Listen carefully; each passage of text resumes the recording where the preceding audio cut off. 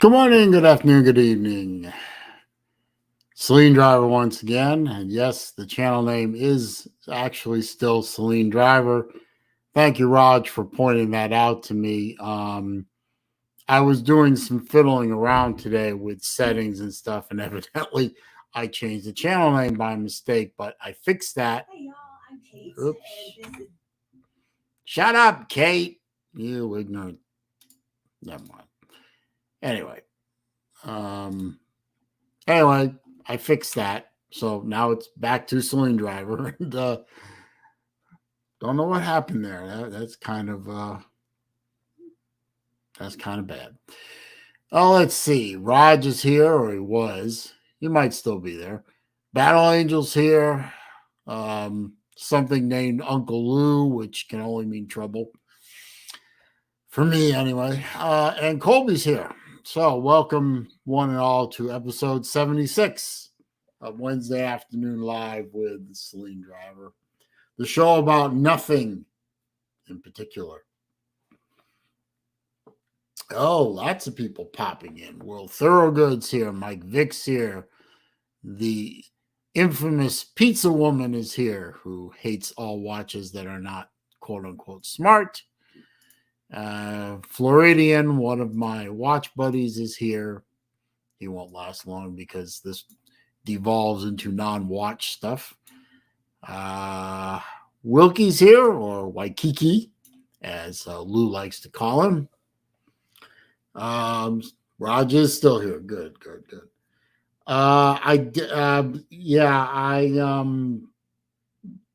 Well, I just explained that, Mike. I changed the name accidentally. Raj pointed it out, and I fixed it. Simple as that. I was evidently I was creating what I was doing this morning was I was creating a new email account just for the channel. And I guess in the process of creating the email account, I changed the channel name. But I found it and I fixed it, and it's back to SaleenDriver. Did I spell it right? Yes, I did. Good. Okay, I spelled it right. Bama buddy, how you doing today? Good to see you. So simple explanation. I made a mistake. So let's see. And no, I did not get a chance to. I know Lou put up a video about the Georgia quarterback situation. Given its title, I'm sure it was tongue heavily inserted in cheek, but I haven't gotten a chance to watch it yet. So I'll watch it after the stream.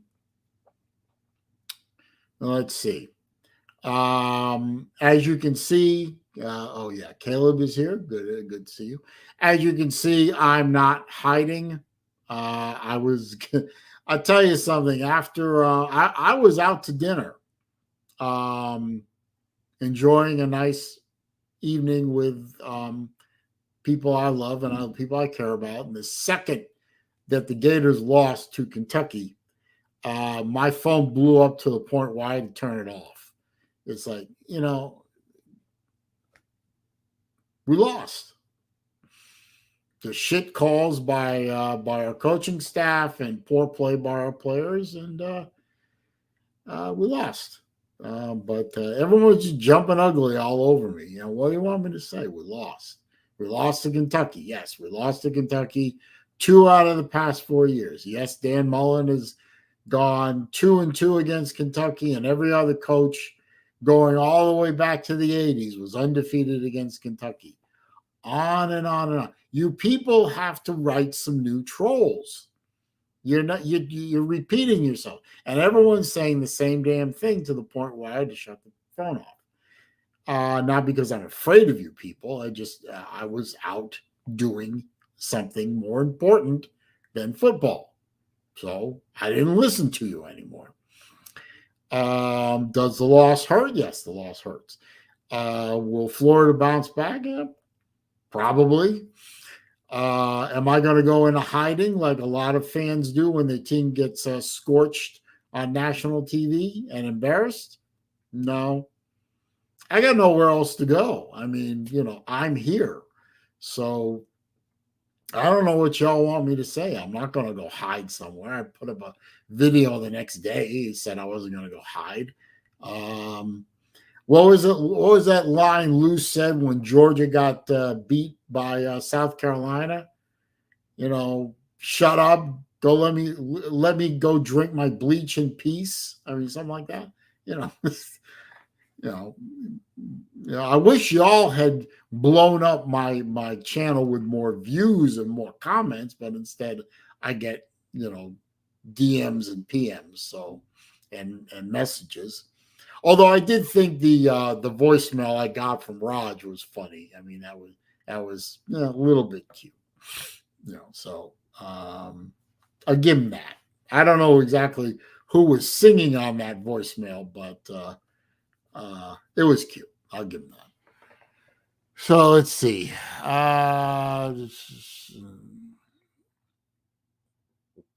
Will got into a shouting match on Ballard Stream on Monday. I'm sorry to hear that.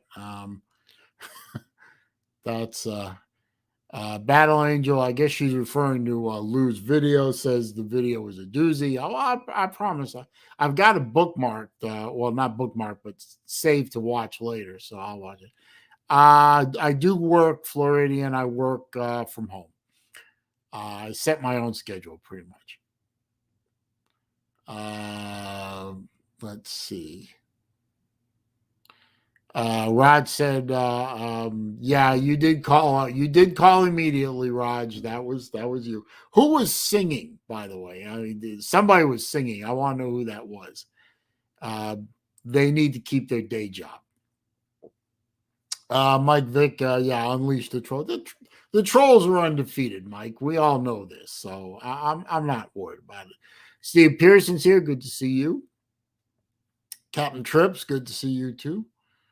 Pizza Woman, I missed the call-in show. I was there while I was playing the music and when the show started, but all of a sudden I wanted to call in because I hadn't called into Lou's show in a good while. But I just didn't feel like it, and I got tired, and I just said, "Fuck it, I'm going to sleep." So, I'll go listen to it later, I guess. Will Thorogood says he got into a shouting match with Ballard because Ballard was talking nonsense and it pisses off Trenches. Then an argument started, and I started shouting along with Ballard and Trenches. Well, okay. Gator Haters here. Good to see you, sir. Good to see you. Pizza Woman thinks Ballard is an idiot. Okay. Raj got to 200 subs. Congratulations, sir. Very good. I know you'll get to 1,000 and monetize and then take off from there easy enough. But congratulations. Everyone here should be subbed up to Jesse's channel.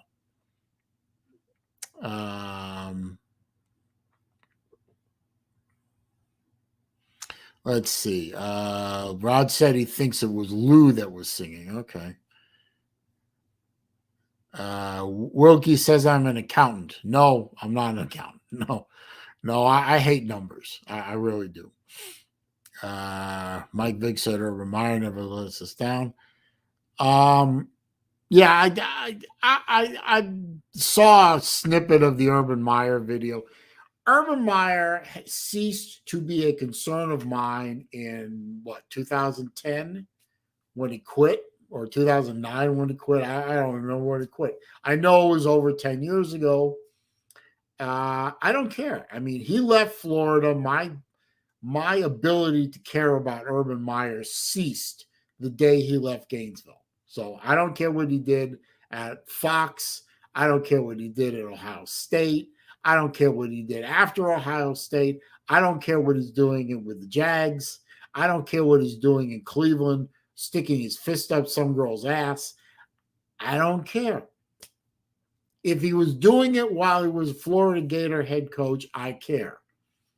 He's doing all this crap post-Florida, and I don't care. He did wonderful things for the Florida football program. He also did some really bad things to the program. He's not in the program, hasn't been in the program for 10, 11, 12 years, whatever. I don't care anymore. Doesn't bother me. He can do what he wants. He can live with the consequences of his actions. Although I did hear, I was waiting for an ad to end on another radio station, and I tuned into that moronic Dan Patrick show on Sports Talk down here. And he's thinking that Urban doesn't survive this. He's thinking the owner of the Jags, what's his name, Nonian Singh or whatever. No, that was Star Trek. Whatever his name is, he's going to get rid of him just to cut his losses, so he doesn't upset the feminists or some nonsense.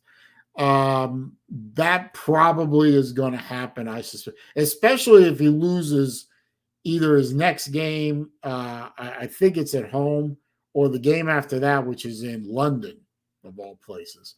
If he goes 0 for 2 on those, I bet you Urban, being winless combined with the moral turpitude problems, they'll probably let him go. And, he may very well end up at USC or back on TV commentating again. Who knows? I don't care. It doesn't bother me. It doesn't concern me.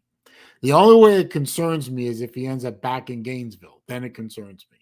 If he's not in Gainesville, it doesn't concern me. Let's see. Let's see. Uncle Lou says Blow Dick's about to be 0-3 against UGA. That tain't fair. Probably. I don't think Auburn has anything for Georgia. Where's the game being played? In Athens or, it doesn't matter. Whether it's in Athens or in Alabama, it doesn't matter. Shad Khan. Thank you, Mike Vick. Mike Vick is this encyclopedia. He's either got some of the fastest fingers on the keyboard to hit Google, or he just knows a ton of shit. Slim Shady Canes is here. Good afternoon to you, sir.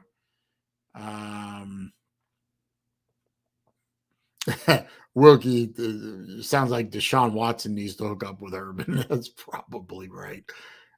Is Tiger Baskins here? Yep, Tiger Baskins. I know Tiger wasn't feeling very good. Oh, it's in Jordan Hare? Okay, it's in Auburn.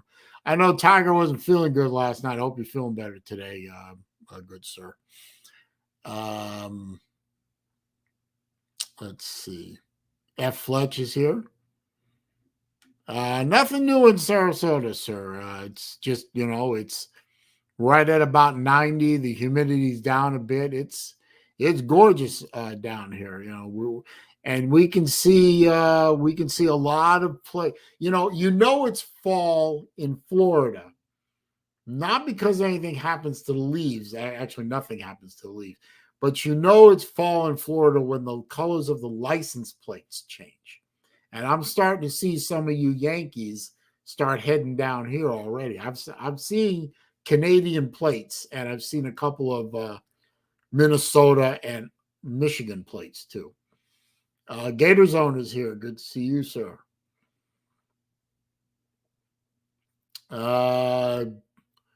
Uncle Lou seems to be obsessed with taints right now. That's disturbing and alarming. Also, before I drop the link for the StreamYard, I did see a post from Kayla, BVD's daughter. I did post an update video on BVD yesterday. Hopefully you have watched that or will go watch that. He's not great. He's back in the hospital again. According to Kayla, this morning they determined that they're going to do some surgery around his heart because he's got a fluid buildup around his heart. She did say, however, that he sounded better today and a little bit more coherent. But they are going to open him up at some point, maybe today, maybe tomorrow, and drain fluid around his heart. This is not a good thing. It's a relatively common procedure, but anything around the heart is not a good thing, and all surgery is risky. So, with the exception of Uncle Lou, who we know only does thoughts, but not the other thing. If you're of a mind to be a praying person, I suggest praying for our friend BBD, and hopefully we'll see him recovering again and maybe back online again. That would be nice. Let's see. Uncle Lou says, "Do I think Northerners just started moving to Florida?" No, Lou. I didn't. And I don't. And I never said I did. I'm mentioning this because it's start of our tourist season. You nitwit. Florida generally runs its tourist season from October through to Easter or spring break or however you want to work with it. So I was just mentioning the fact that it looks like our tourist season is finally ramping up and bringing much welcomed revenue to our state so that we can stay one of the few states that doesn't pay income taxes and has low sales and property taxes. So sit back and envy us, my friends. GF Sports, how you doing, sir? C-Dog, how you doing, man? Uncle Lou says, admitting that I don't pray and doing thoughts for BBD greater than pretending to pray for BBD, which is what most people who say thoughts or who say prayers for. Fair point. Touche and all that, but I'm not one of those people, but, it is a legitimate point. Let's see. Let's drop the StreamYard link. Yes, I'm still using StreamYard. I'll get around to the other thing later, maybe not. Rules are you have to turn on your camera. I have to see who you are and that you are clothed and that you're not going to go into an anti-Semitic rant. So if you don't like the fact I'm going to make you turn your camera on, tough shit. That's the rules. Let's see. Somebody named Get Your Popcorn. Hey, what's going on, Saleen? Oh, okay. I'm doing all right. Yeah. Slim is here. We'll add him in. Oh, Gator Slim Shady. Zone, you got to turn your camera on for me, please. I've been looking for Slim Shady for so long. And somebody's echoing, so kill the YouTube. I'm not a oh, there you are. Okay. But Slim Shady, I've been waiting for you for a long time, since the Miami Virginia game. I haven't seen you, so what are your thoughts on that? We lost on a missed field goal. Okay, so you don't have any thoughts from the game. I mean, not alive when you play that many freshmen. I mean, that redshirt freshman quarterback got subbed in the second half and looked really good. The offensive line's crap. Yeah, the Virginia's defensive line absolutely dominated on every level. Run game, pass rush, they dominated. That's not saying much against our offensive line. That's like saying you dominate Clemson's offensive line. Yeah. And in Slim's defense, I've seen him around my streams and multiple other streams. So he ain't being shy about his presence. Well, I haven't seen him, so maybe it's just me being blind. But He's been around. He's always on this show. Okay. All right. Well, I'll tell you what. Saleen. Hey, can y'all hear me well, by the way? Yeah, your volume's a little low, Colby, but it's clear enough. You're also interrupting Slim Shady, but oh, okay. These No, I things just wanted to happen. say Slim Shady Canes has been around, but yeah, Slim Shady Canes has been around, but I haven't seen him win. I bet if Miami was to go undefeated right now, he'd be in every pick the picture contest on Lou's channel. He hadn't won one since the season started. So he hasn't been in hideout. No, Slim doesn't hide from anybody. Okay. Well, it's also it's no fun if I win it all the time. I mean, I'm sure people get tired of seeing me make fun of like 3 or 4 teams and then me put Miami stuff all the time. And you work for a living too, so sometimes Yeah. driving the truck conflicts with stream schedules. J Dubs in the chat. Good to see you, sir. I actually I was just down there in your neck of the woods. I'm on my way back from Apopka. You're on your way back from where? Apopka, right outside of Orlando. Oh, okay. I know where Apopka is. Yeah. Yeah, that city used to be kind of on its own. Now it's a bedroom community of Orlando. Yeah, pretty much. And I can confirm I saw Canadian plates and Yankees all over the place. But since you brought that up, it does bring up a fair question. Aren't you technically a damn Yankee because you're from Boston? Yes.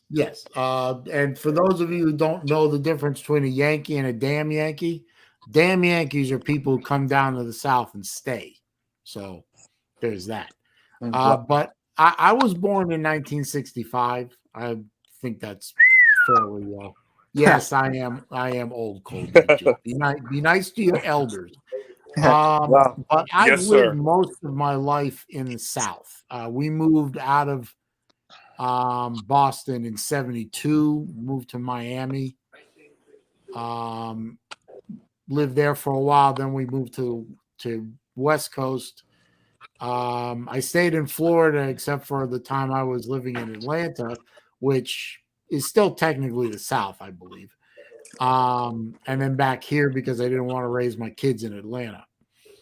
Anyone who's lived in Atlanta and knows what kind of a shooting gallery that is will understand that perfectly. Yeah, well, I got a question for Slim Shady.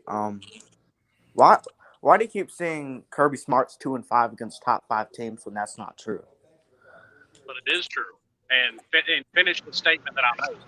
I think Kirby Smart is 2-5 against top 5 teams. You broke up a little bit, Slim. Say that again. That's not true. It is true. I can name he's 3-4. During the regular season, Kirby Smart is 2-5 against top 5 teams. The second win came against Clemson. He's 3-4. But you go argue with College Game Day because they're the ones that threw the stat up. Oh, well, then they're wrong because he's beaten. He beat number 2 ranked Auburn in the SEC title. He beat. That's not regular season though. Yeah, there was that caveat about regular season versus championship games and playoff games. Okay, well, College Game Day put that stat up. I mean, it's had a caveat in there that it was a regular season record, not a. It doesn't include SEC title games. It doesn't include any playoff games. Okay, well then Georgia's definitely not lost to 5 top 5 teams, or Kirby Smart hasn't. It's not much better, even if you include the postseason. Are they talking about Kirby Smart only? Because Kirby Smart's not lost to 5 top 5 teams in the regular season. You guys beat Auburn and Oklahoma, and was Oklahoma a top 5 team? Yep, those 2 top 5 teams. How long has Kirby been there for? 5 years? Yeah, and then we beat 6 years now. But he beat Clemson, so that's 5 years.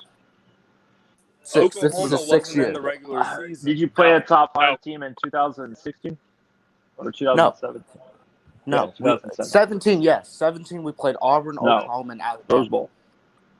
So we went. You lost to Alabama. You've lost to Alabama twice in the postseason. You've lost to LSU in the postseason. And Alabama in the regular season. That's those would be your top 5. Yeah, And so we don't have Yeah, five. so We you'd have be 4. 2 That's and what I was 3 in the saying. postseason. Yeah, we got 3 losses to Alabama and 1 to LSU, and that's it. No other top 5 losses. Well, no, you only have 1 loss to Alabama in the regular season. You've only played them once. Well, why are they saying we're 2 and 5 then? Was Post Notre game. Dame a top 5 team? No, we've never lost to Notre Dame. Well, I'm just asking. Was that one of your wins? Top 5 wins? I Uh, have no idea who your top don't 5 think- opponents have been. I think Notre Dame was number 7. Yeah, Florida's not been top 5 when they played Georgia. No. Our only They've top had a 5 loss every single time. Our top 5 wins are Clemson, Oklahoma, and Auburn. Well, what you do to solve this is you send a personally worded tweet to Kirk Herbstreit and y'all settle it. All right. Well, I'm just saying that 2 and 5 stat. That's not true at all. Well, according to I'm going to take College Game Day over a random person on YouTube. And actually, this was before the Clemson game. So before the Clemson game, you were 1 and 5. Because of the Clemson game, you're 2 and 5. And we also okay. Well, he's right. It doesn't really matter anyway. I mean, I'm just saying. the wins and losses in the past are not helping you right now. Yeah. I mean, this is 2021. This is this season is what matters, and Georgia's season looks, from this Gators' perspective, pretty bright. But I mean, my mission was accomplished because I triggered said snowflake in the Georgia fan base. So yay for me. Well, You're good at you are good at that, Slim. I'll give you that. I'm just Slim can trigger a lot of fan bases. I give him that. I was just saying that's something. The 2 and 5 thing was something Slim brought up a lot, and I was like, wait a minute, that's not true at all. So it's gonna bother me all day trying to figure out who your top 5. I know you played LSU in Athens, right? Or no, that was in Death Valley. That was 2018. Well, that wasn't even the top 10 team. That better be you, J-Dub. Was Well, it? It is. Thanks, Saleen. No, because Florida had beat I bet LSU Jeff Webster that knows. year too. So yeah. Yeah, Jeff Webster's all about the Kirby stats. is 3 and 4 versus the top 5, not 2 and 5. Who the hell have they played in the regular season? That's a Regular top 5. season, 3 and 4 overall. Regular season, There's I think we've literally only beaten. Yeah, Honestly, Clemson's the only team. Yeah, Clemson's the only top 5 win in the regular season, and then or our opponent. Alabama's. I can't think of anybody. Alabama's our only top 5 loss in the regular season. So we're 1 and 1 in the regular season and 3 and 4 overall versus top 5 teams. Because you lost. No, because you lost to a top 5 Auburn in the regular season in 2017. That's not true. So that'd be 1 and 2. They were number 10. College game is getting messed up. Listen, Can't. why are you hung up? Why are you hung up on such a minor little stat? I don't know why. Because it's interesting. I'm thoroughly enjoying that he's hung up on it, though. Yeah, I'm kind of. It is. You know what, Slim? Slim? What's interesting about it is he's all worked up over about a grand total, however it's divided up, of about 7 or 8 games. Meanwhile, Nick Saban has just coached his 83rd game as a head coach while his team was ranked number 1 in the country. Wow. So Georgia, get back in your place. I'm still waiting on that house of cards to come tumbling down because something's bugged me about that ever since he started this run at Alabama.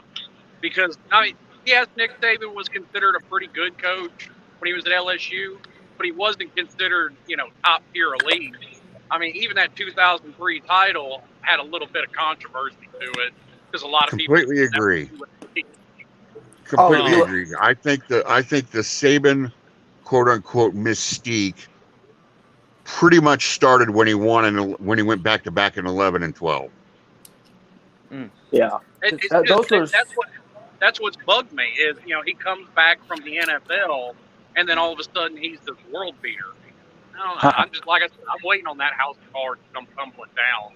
Well, Saban. Well, you've got about 7 or 8 more years and about 3 more natties to wait. Not necessarily. And if we've seen anything, look at when Pete Carroll left USC. When things decide to go south, and Nick Saban hightails it out of there all of a sudden, expect championships to start getting revoked. Yeah. Well, What about he's not what gonna. if in some miracle Pete Carroll goes back to USC? Holy- That's not I- happening. I know. Yeah, I said in some miracle. I mean, I don't see why he would leave the Seahawks, but okay. Well, that's why I said in some miracle. Yeah, miracles happen on ice, not on the football field. Just ask Okay. Georgia fans. They happen on 34th Street too. Okay. the thing real- with go ahead, Saleen. I say real quick, I just want to do my normal shtick just so I can say I did it. Don't forget, guys, click the thumbs up button. That does help me out here. No trolls yet. I haven't gotten any thumbs downs yet. I did get a thumbs down on that BVD video I did yesterday. I don't know how somebody can thumbs down a video telling you people about how our friend is doing, but all right. Don't forget the super chat function is available on the bottom of the chat window. Never expected, always appreciated. And there's a link to PayPal in the description. Again, always appreciated, never expected. If one of the mods would be so kind as to maybe post that link in now and maybe every once in a while, that would be lovely. Pray continue. Oh, and how you doing, Chess? Yeah. So what I was going to say is that the Nick Saban thing was kind of a perfect storm. I mean, you had a fan base that had been in the hole for almost an entire decade, if not more. And then you had, so I mean, and Alabama's a no joke fan base. I mean, they're crazy passionate even when they were losing games.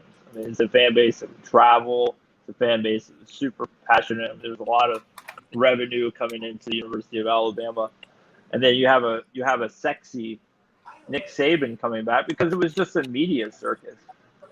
Yeah. I mean, him getting that job in Miami, it just turned into a media circus, especially with him and Belichick having the relationship they had and competing in the same division as each other.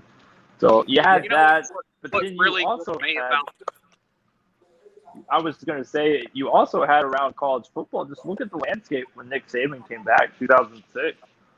You know, the USC dynasty was creating a vacuum. You had Urban Meyer, who we didn't know at the time was going to leave within 4 years and opt out of being Florida's head coach. You had the Tressel thing. They were good, but every time they've gone up against LSU in the national championship or Florida in the national championship, they were getting smoked. So it was just ripe for good recruiting. And when Nick Saban came in, created excitement, and did a lot with the product he had, it's turned into a machine that just cannot stop. There's just too many NFL players with Alabama alumnus status that there's just no way for anybody to deny. Like, if you're a top recruit, you got it. Currently 73. Yeah, I think the recruiting thing is the biggest part of it because just look at what was going on in the state of Florida at the time. That was right at the very end of Bobby Bowden's tenure and right at the beginning of Jim Fisher. Yep. Urban Meyer were winding down in Florida, and that's when that's right when Miami went into its tail spin. Yep. A lot of people that Miami hasn't done anything since 2001. They were still making New Year's Six games every year up through 05. Well, absolutely. No, you're gonna set Lou off on that one. The one thing that will hurt Nick Saban is the thing that happened to Bobby Bowden. Nick Saban's going to get older, and coach is going to use that against him, and that's what Jeff said. And that's probably going to be the one thing that hurts Nick Saban in the future, his age. If you remember, if you don't mind me, if you remember, that's what Steve Spurrier cited for why he retired, was because he couldn't recruit players because he could never make that guarantee that he would be there for 3 years during that recruit's career. So that's going to loom over Nick Saban's head toward the end of his career. Obviously, people still want to go to Alabama and still play for Alabama's football team. Well, But obviously, to not guarantee yourself, it's a little bit different now with the transfer portal, and you can Now, test the I waters. can't leave this just sitting out like the elephant in the room. I liked your monologue, but to put Nick Saban and Sexy in the same equation, that bugs me. huh? Yeah. Yeah. Was he talking to me? No, Gator's own little monologue. Oh. I've never You put cut Nick out there some. Put Nick Saban in what? when he said Nick Saban was the sexy hire, I would never equate Nick Saban and sexy in the same. Oh, I I would take you back to those days, man. That was the buzz on ESPN. Back then, we didn't have all this social media. That was the big buzz. That's all you get to hear was about Nick Saban this, Nick Saban this. It's kind of like the Urban and Jacksonville thing, right? Like Social you have media. people just buzzing about this coach. It's like if he was any other coach, nobody would be talking about him at all. A Well, losing coach in Jacksonville. well, social media has This is circus. social media's they've hurt Florida State and Miami and Florida, the whole state of Florida. There's no doubt about that. Yeah, I mean, because Fan recruiting bases are recruiting too much. used to be locally, and because Florida, some of the best high school talent, Florida State, Miami were always good teams. Now you have social media, and now recruiting is nationally. So Yeah. I mean, Well, recruiting was national back then. I think really and truly the only difference between, and I've said this before, the only difference between, say, Miami and Tennessee today and Georgia and Alabama of the 80s and 90s, they were in the same position Miami and Tennessee are today. There just was no social media back then. Yeah. well, I can't argue with that about recruiting being national back then because I didn't live back then, so I can't argue with that. But It was was national, but it's clearly not the same way it is today. I mean, you didn't have Yeah, that's what I recruits was from thinking. Florida going to BYU. You didn't have recruits from, California making their way to Syracuse. It was a bit national. You had your brands. You had Oklahoma. You had Ohio State. You had Texas. You had Florida. You had in the 90s. You had programs that were able to recruit nationally.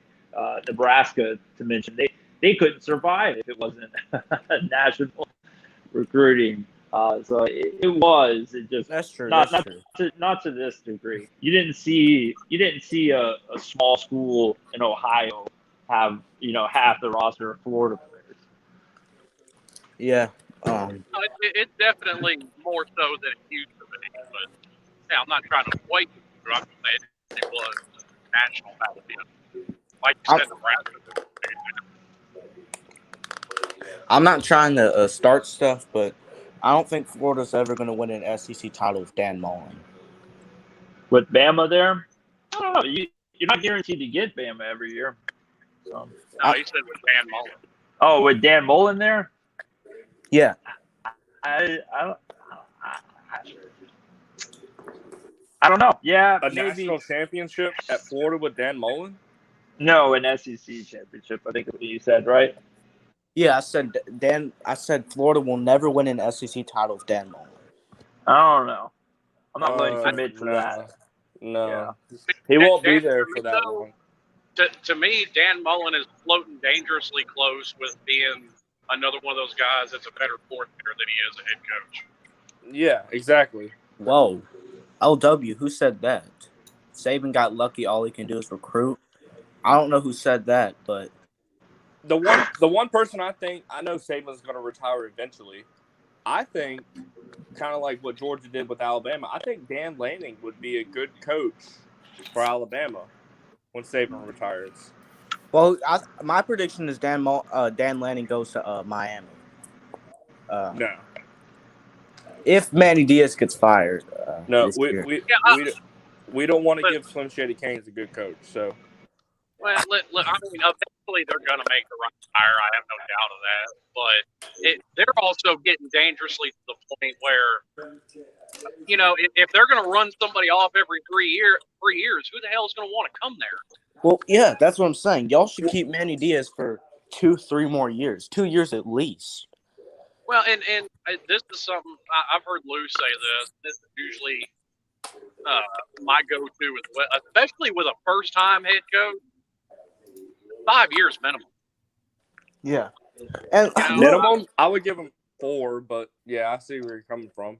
I mean, okay, 4 or 5, but yeah, I mean, look at what they've done. Manny's at year 3. Mark Richt retired at year 3, and especially since the whole Parkinson's diagnosis become public, I'm really starting to think that was a retirement. Exactly. Yeah, that was not a firing. That was a retirement. Now, yeah, I think Mark Richt probably, if he didn't have Parkinson's disease, he probably would have won 9, 10, 11 games a year at Miami. But he won 10, didn't he, Slim? Yeah, he won 11. He won 10 and he won 9 and 16, 10 and 17, and then went 7 and 5 and 18. Is that I thought he won 11 and 1, and then lost. And I'll tell you what, as much as crap is talking about Mark Richt, he can recruit. He can recruit. Oh yeah. Wait, just and people are like, yeah, it's Georgia. Anybody can recruit in Georgia. No, he could. Well, and my whole thing was, look at what he had at the time at quarterback at Miami. He had Malik Rozier. You were lucky to get 50% completion out of it. Okay, well, I mean, he was what he was. Sometimes you have to work with what you got. Wow. Yeah. I mean, he's a good head coach. You got to give him that. People don't like him because you can just name reasons, but he's a good head coach. Oh, the difference between Georgia with Rick and Georgia with Kirby Smart, in my opinion, is just the excitement. Okay, over a decade. I mean, you've had top tier recruiting, but you never had the level of recruiting you're having now. But other than that, I mean, they do have a playoff win and an SEC championship. You can't take that away from them. Well, and Mark Richt got a couple SEC championships, and he was what 3 years right. The national title game. See that it kind of got with worn Aaron out. Murray. So there toward the end, did it not? Okay. Got a little worn out. I will never forget this about Mark Richt. I get that argument. Go ahead, Slim. I get that argument about Mark Richt, but here's the thing: people want to talk about Mark Richt didn't win a national title in 10 years. It took Bobby Bowden almost 20 to win a national title. So is he less of a coach because it took that long? I don't think so. No. Okay, see that makes more sense. I didn't know that Miami canceled the game in 2017. I forgot about that. That makes more sense, Mike Vick. The one thing I remember about Mark Richt is Aaron Murray driving down the field against Alabama, asking to spike the ball, looking at Coach Brick. So he's doing the spike signal, but no, they want to run a play. Spike the ball. It was 1st and goal. Spike the ball. Maybe we can run. I forget. I thought we had Todd Gurley at the time, actually. Well, run. And then but we didn't want to spike. We didn't want to spike the ball. We wanted to throw a little fade route. Well, I definitely would have thrown it because if you run the ball, you have to get 4 yards, and if you don't, the clock runs out. So I'm just saying you could have ran the ball. I'm just saying. Anyway, I mean, miracles happen. Remember. Mark Richt was my point, though. I mean, you go back before him. Al Golden was there for 4 years. 2.5 of those years was under investigation when he couldn't recruit. So you only gave him a year and a half after that. And yes, I hated that Clemson loss as much as any Miami fan, but you basically got rid of a coach after a year and a half. So, and then the same thing with Randy Shannon before him. Well, here's the thing with the Mark Richt retiring. He retired, but Miami should have hired an established head coach like Lane Kiffin or Mike Leach. Mark Richt can't recruit. Mark Richt can recruit. Yeah, yes, jump in, TB. You got to jump in. Who said Mark Richt can't recruit? Tiger Baskin said it. Okay, I rotated J-Dub out. Mark Richt can Okay, definitely. hold on. I'll put it like this. Mark Richt won 10 games in 2017, winning every game by like 3 points, except for the Notre Dame game, and brought in a number 8 class in the country off of that. 27. Mark Richt wasn't. Oh, never mind. Now look, and I get that, but if I'm correct, I think Dan Mullen has probably brought in a top 10 class since he's been there. But from what we're all saying, Dan Mullen can't recruit. Woo! He sure as hell can't recruit as good as I'd like him to. Then I'm saying I'm adding to your point. Being a top 10 recruiter don't mean shit. I mean, yeah, you can say what's good. Oregon got a couple of top 10 recruiting classes. Oregon just lost. Like the top 10 don't mean nothing. It's having a good coach. Being a good coach is what means something. Recruiting is good, but if you're not a good coach, then go be Mark Richt. Yep, Go be Dan Mullen. Go be Manny Diaz. Go be Dan. I mean, you see what I'm saying? Like I can go through all the names. Well, going by that logic, then Kirby's a terrible coach because he hasn't won anything. In his first 6 years. Well, I mean, you're basically saying if you haven't won a national title, you're a terrible coach. By that logic, Mark. That's funny that you say that, Slim Shady Kings. Look, all I said was recruiting. I saw y'all were talking about being a good recruiter, and I was like, y'all said Mark Richt can recruit, and I was like, no, Mark Richt was just a decent coach. He couldn't recruit very well because he lost all the players in his home state. I agree with what Mark Richt said. I mean, what Mike Vick said. Mark Richt's not an elite recruiter, but he's a good recruiter. It's exactly. Not like yes. He was a good recruiter and a good coach, and that'll give you about 10 wins a year. Yeah, being elite in one or the other will get you 11 on average, and then being elite in both will get you a national championship like Saban or Dabo. But like I said, maybe Kirby. Well, I mean, I give Kirby 10 years before I judge him. The fact that he has a national championship appearance, Dan Mullen been a coach for 47 years now, 441 years. He don't have a national championship appearance. So okay, since we're gonna go off national championship appearance, that puts Kirby on the level of Jim Tressel. Oh wait, Jim. I mean, I'm just saying in the first 6 years. That's all I was saying. I'm gonna wait till his 10th year before I judge him. Because it took Bobby Bowden 20 years before he got his championship. So I mean, it took Steve Spurrier a few years before he won his first championship. Remember, he didn't just jump in to the Florida job. I mean, he was a head coach at other schools before. Yes, just like Nick Saban, the same thing. But what I'm saying is Mullen, and just in defense of Mullen, which is not someone I'm going to defend very heavily. You're saying he was in the West with Bama, yeah. Yeah, he was in the West at a low-level school against Bama.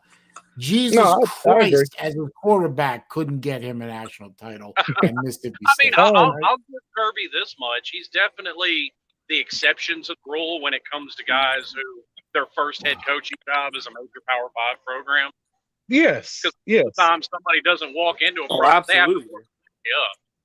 Well, and I guess what I'm saying is, to me, yes, you know, people out here can recruit and they can have good recruiting classes, but the eye test, literally, a lot of us, it doesn't matter if you've played football or haven't played football, the eye test is real. When you watch Dan Mullen and you watch him almost beat Bama, it's like, ooh, last year in the SEC championship, almost beat Bama. Ooh, but then you lose to Kentucky. It's like, after this many years, you think you would have it all together. Now I look at Kirby and it's like Kirby's lost one game in his career that he should have won. And that was South Carolina. That's it. That's the one game. I don't know. You could argue that national championship game, he should have won that too. But I mean, yeah, but I'm saying games that aren't big games or games that aren't top, top ranked games. Well, what about the 3 years in a row that Alabama lost to Ole Miss? Alabama should have won those games. They're vastly more talented. I thought there was 2 games. I think it's impossible to win every game in the world. Every game in the world. Georgia should have beat LSU in 2018. That's another game. Yeah, I'm saying agreed. But when you looked at Ole Miss and you say, okay, you're about to compare the talent on that Ole Miss team to Kentucky's talent? Ole Miss had 3 first-rounders just on offense, and then they had the 2 D tackles that both went in the first and second round. Like I'm saying. Yes, it was you can the look best at team and go, that money could buy. Yeah, you're right. You're not lying. I'm just saying, when it comes to the eye test and you look at teams like that South Carolina team that beat Georgia had no business beating Georgia. They didn't. They didn't have some. No, that's true. Georgia had no business beating them. They ran up and down the field on you. Who are we talking about? No, you're confusing. You're confusing the years. South Carolina. And J-Dub, for the record, I was going to rotate people in and out because, I got people waiting. It's only fair. All right, well, I'm going to drop out, Saleen, so someone else can. No, don't drop out of school. It's not worth it, bro. Stay in school, Kobe. Well, yeah, I got drugs to do, so. Hey, man, count me in, bro. I'm there. Yeah. Hey, none of that none of that arranging stuff on my stream, please. I don't want to get Okay. shut down. All right. Well, Slim Shady Kings, that pound is being sent to FedEx, so just look out for it. All right. Yes, sir. All right. I'm on the way, Slim. All right, hang on, Nate. All right, bring Nate in. Colby's Look. out. Nate's in. I'm leaving because Nate got here.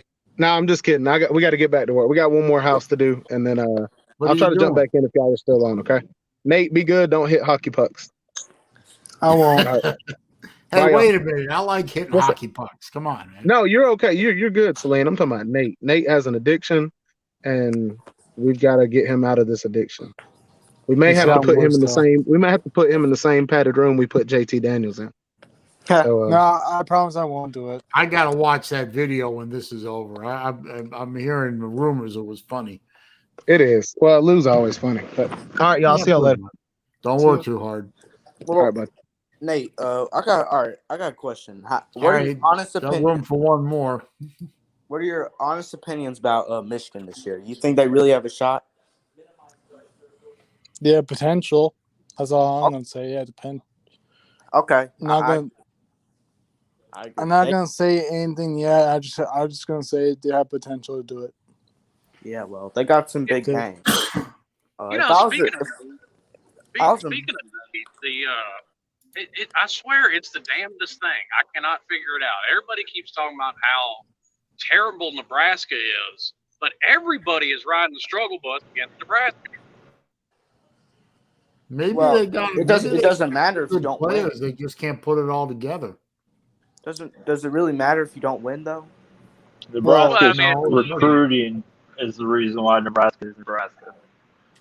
Well, They left it's the also Big 12. They lost all their rivalries. They have absolutely no recruiting weekends. There's nobody that wants to go out to Nebraska whenever they don't have an established program.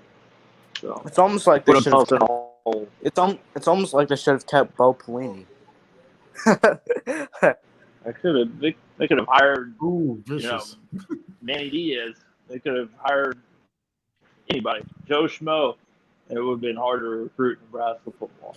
Uncle Lou, I 100% agree with that. There is no way anybody goes undefeated in the Big Ten East. There is no way. Now, Yeah. Iowa, that's a maybe. That's a maybe. Well, Especially Ohio State. Ohio State's undefeated too. What? No, they're not. They lost to Oregon. Yeah, That's not in they're the not. Big Ten East. That's what I was saying. I was saying they're not undefeated. Are you saying like that nobody goes undefeated throughout the entire season? Or are you just saying Yeah, through the Big there's nobody Ten going East? undefeated in the Big Ten East. Okay. There's nobody. Ohio State already is a loss, so that makes the situation or the argument even better for that. Now, the Big Ten West, I think Iowa has the potential to go undefeated, especially if they win on Saturday against Penn State. But no one in the Big Ten East is going undefeated, especially not. I think Penn State's the more proven, but I think they have the lower ceiling out of the rest of them. I think Michigan and Ohio State still top dogs on that. I really think I was going to win 17-14. But, Jeff, how are you doing? Yeah. Was he just listening? I don't know. He was complaining that he got knocked out for Tiger Baskins, and all of a sudden he goes down on me. Nope. I'll take Iowa over Penn State. Low scoring, something like 23-20. That's fair. 2016, something like that. I took Penn State, but it's a close one. Should be an ugly kind of slugfest, and I'm looking forward. I'm looking forward to the return of ugly football. I'm excited. I'm excited to see defenses dominate the games again. Well, in that case, Florida goes winless. They got no fucking defense. I picked #Fire Grant. I picked Penn State to win, like 27-25 over Iowa. Okay, that's fair. So 20. Where do you get the 25 from? I don't know, random. I typed in numbers. Is that Yahoo Sports app that? Well, 25 would be The only reason why I the would, pigskin Pete competition. 2 touchdowns, 3 field goals, and a safety at 25 Yeah, points. basically. so you think? Okay, I'm not judging. I'm just No, I know. I just picked all I did is pick a random number. That's all I did. the way most teams get to 25 is let's just say Penn State has 28, Iowa's 17. Okay, Iowa would score a touchdown, then go for 2 to keep it within a field goal game. That's how they would usually get to 25. But hey, if you think a safety's going to happen, that's your decision. Well, in the No, early I just picked a random 2000s, number. So Okay. in the early 2000s, there was an Iowa at Penn State game in Oh, which 6-4? Iowa led at halftime. Iowa ended up losing 6-4, Yes, and they 6-4. led at halftime 4-3. that's like hockey. Whoa! Hockey, I thought Iowa. whatever it is, number. I thought Score Iowa. number. Yeah, 4 points. They got 2 safety. Yeah. Yeah, they had a punt blocked out of the back of the end zone, and then a more traditional tackle to the end zone safety. Well, Jeff, I thought Iowa won that game, but maybe I was No, wrong. I believe they lost 6-4. That was quite a while ago. It was 2004. Yeah. I'm gonna look it up just to. Yeah, I don't know. I'm just going off the top of my head. I just remember it was a low-scoring game. It was a really odd score. Oh, I was right. Iowa did win 6-4. Was it Virginia Tech and West Virginia, or no, Virginia Tech and Wake Forest that had that 0-0 game in regulation? Is somebody on a CB radio or something? I had a lot of static there for a few seconds. Huh? Sounded like you were broadcasting over a CB radio. Yeah. No, my TV's turned off. Not me. Man, those calls. We were talking in a stream last night that the Alabama and the Alabama and the Georgia fan bases should be huge Hawkeye and huge Texas fans this weekend, because Jeff, it you're helps. right. It helps the case of an undefeated. Let's say Georgia and Bama 12-0, 12-0 in Atlanta. It helps the case of the loser making the playoffs if you have a loss handed to Penn State and a loss handed to Oklahoma Saturday. So they should be rooting for those things to happen. Well, And they should be rooting for. You still have the possibility of an undefeated Michigan. Dang. Right, but you're hoping Michigan and Michigan State somewhere stumble along the way. No. Go ahead, Jeff.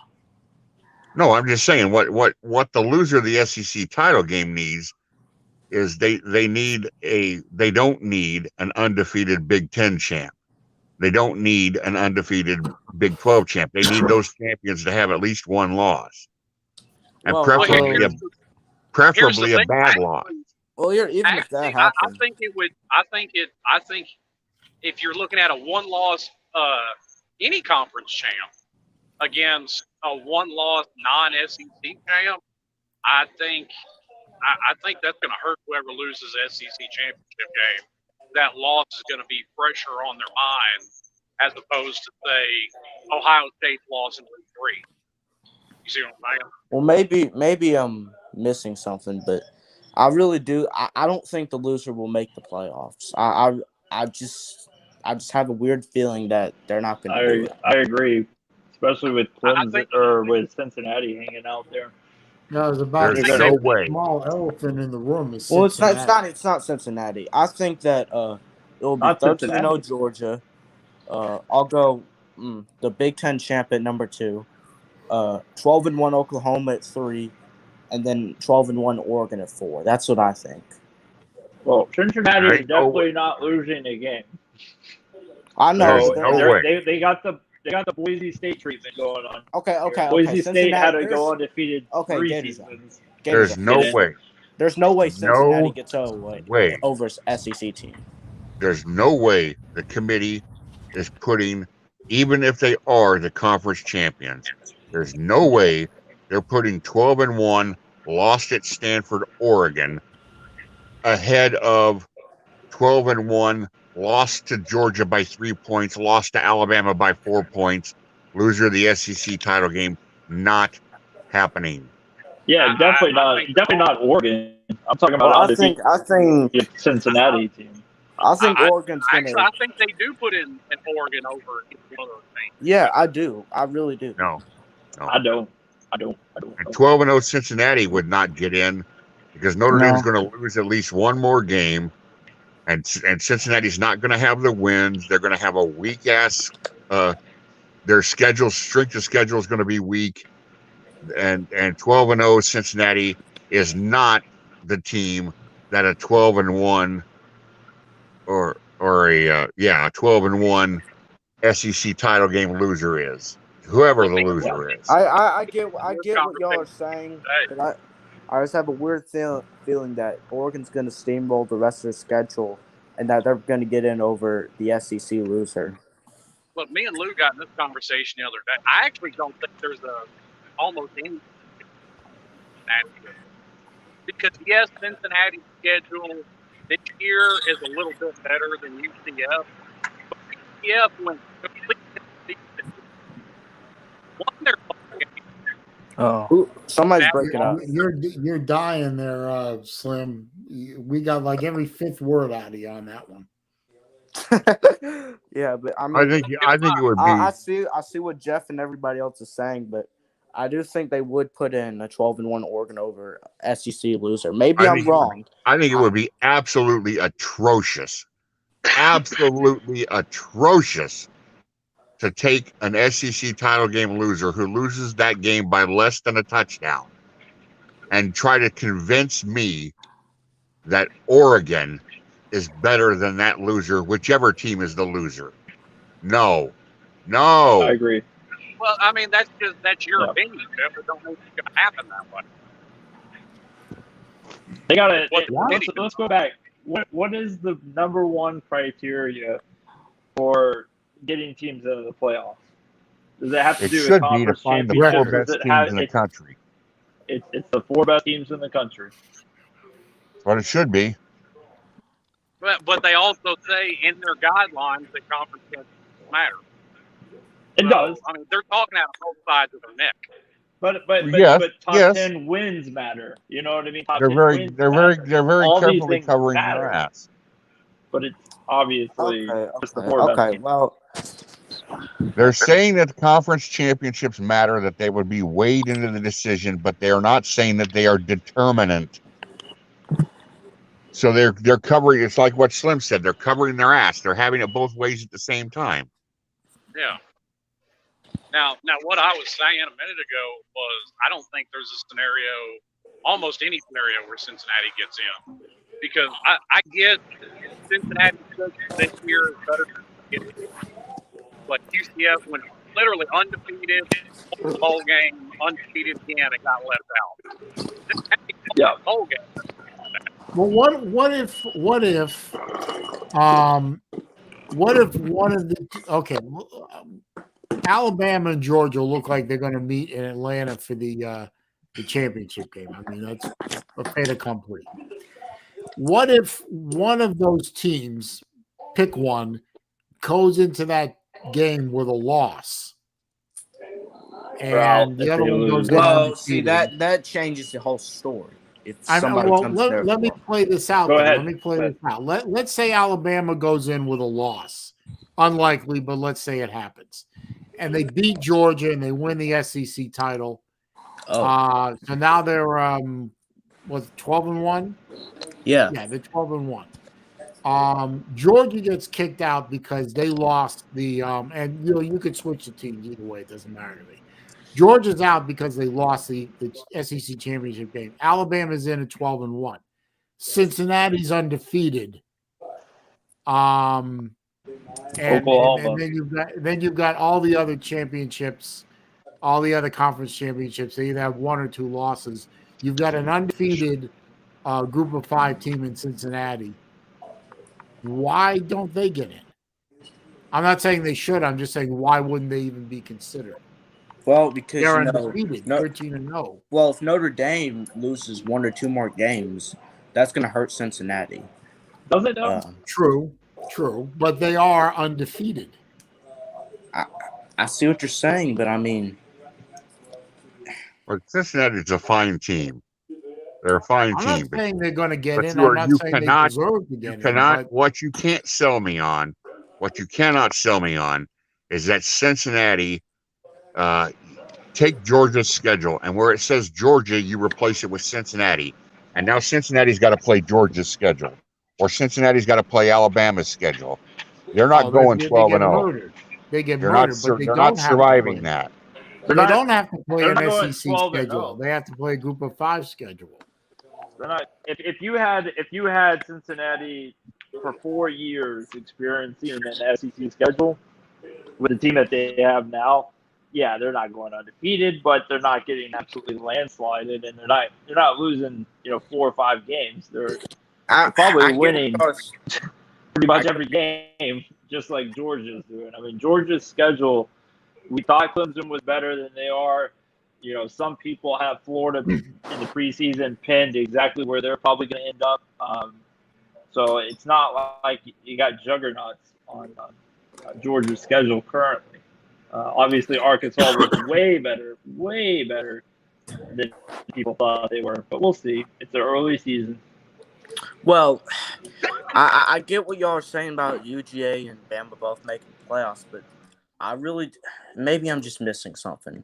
But I really do think that 12-1 and 12 Oregon and Oklahoma would get in over the SEC title loser. I just have a weird feeling. Well, No, yeah, I think would agree with that. Oklahoma Would they has to get go in undefeated. over an undefeated Cincinnati? Oh, see, that's another thing. Considering the weakness of the Pac-12, especially, would a 12-1 Oregon? Well, no, Oregon can't be 12-1 now. Didn't they? Aren't they? No, they are 12-1. Okay, a 12-1 Oregon that lost to Stanford, which is a bad loss, and the overall weakness of the Pac-12. I would say that an undefeated Cincinnati looks better. It passes the eye test to me better than a Pac-12 champion. Well, and Oregon might not be done losing. Yeah. Well, just for the sake of argument that Oregon ends their season with 1 loss and their Pac-12 champ, I completely disagree with that. Oregon still looks better than Cincinnati, regardless of. Hold on. I haven't seen. All I'm gonna say is I haven't seen Stanford enough yet. I think they're a decent team, but I do want to see a little bit more of them before we judge how bad Oregon's loss is to them. We have this assumption that a Pac-12 team would get left out, but we really have no reason at all to think that because we've seen Oregon and Washington both make the playoffs.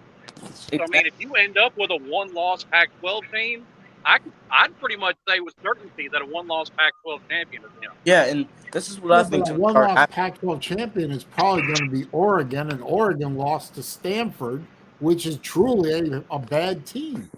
That loss really hurt them. I don't think Stanford, but I think they're decent. I don't think it's a loss that I just need to see a little bit more of Stanford.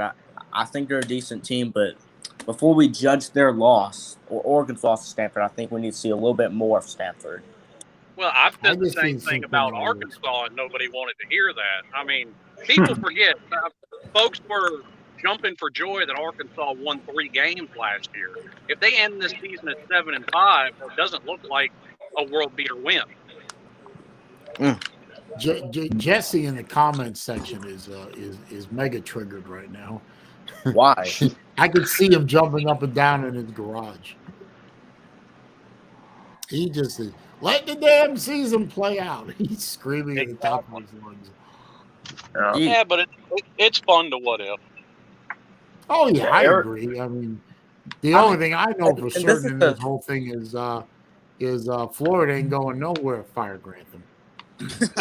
Well, I mean, this is a great conversation as well about the who if UJ and Bama would get in. I mean, this is a great conversation, so I'm glad we brought it up.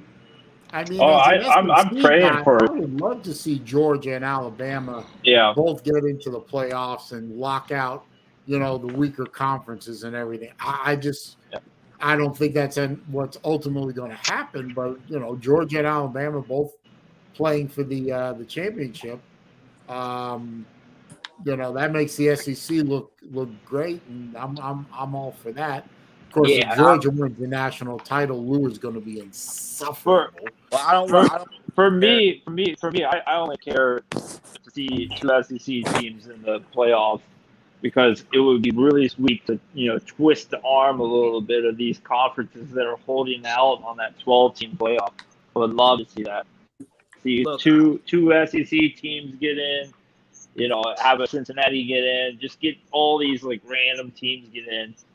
Non-traditional powers. I'm sorry. Go ahead.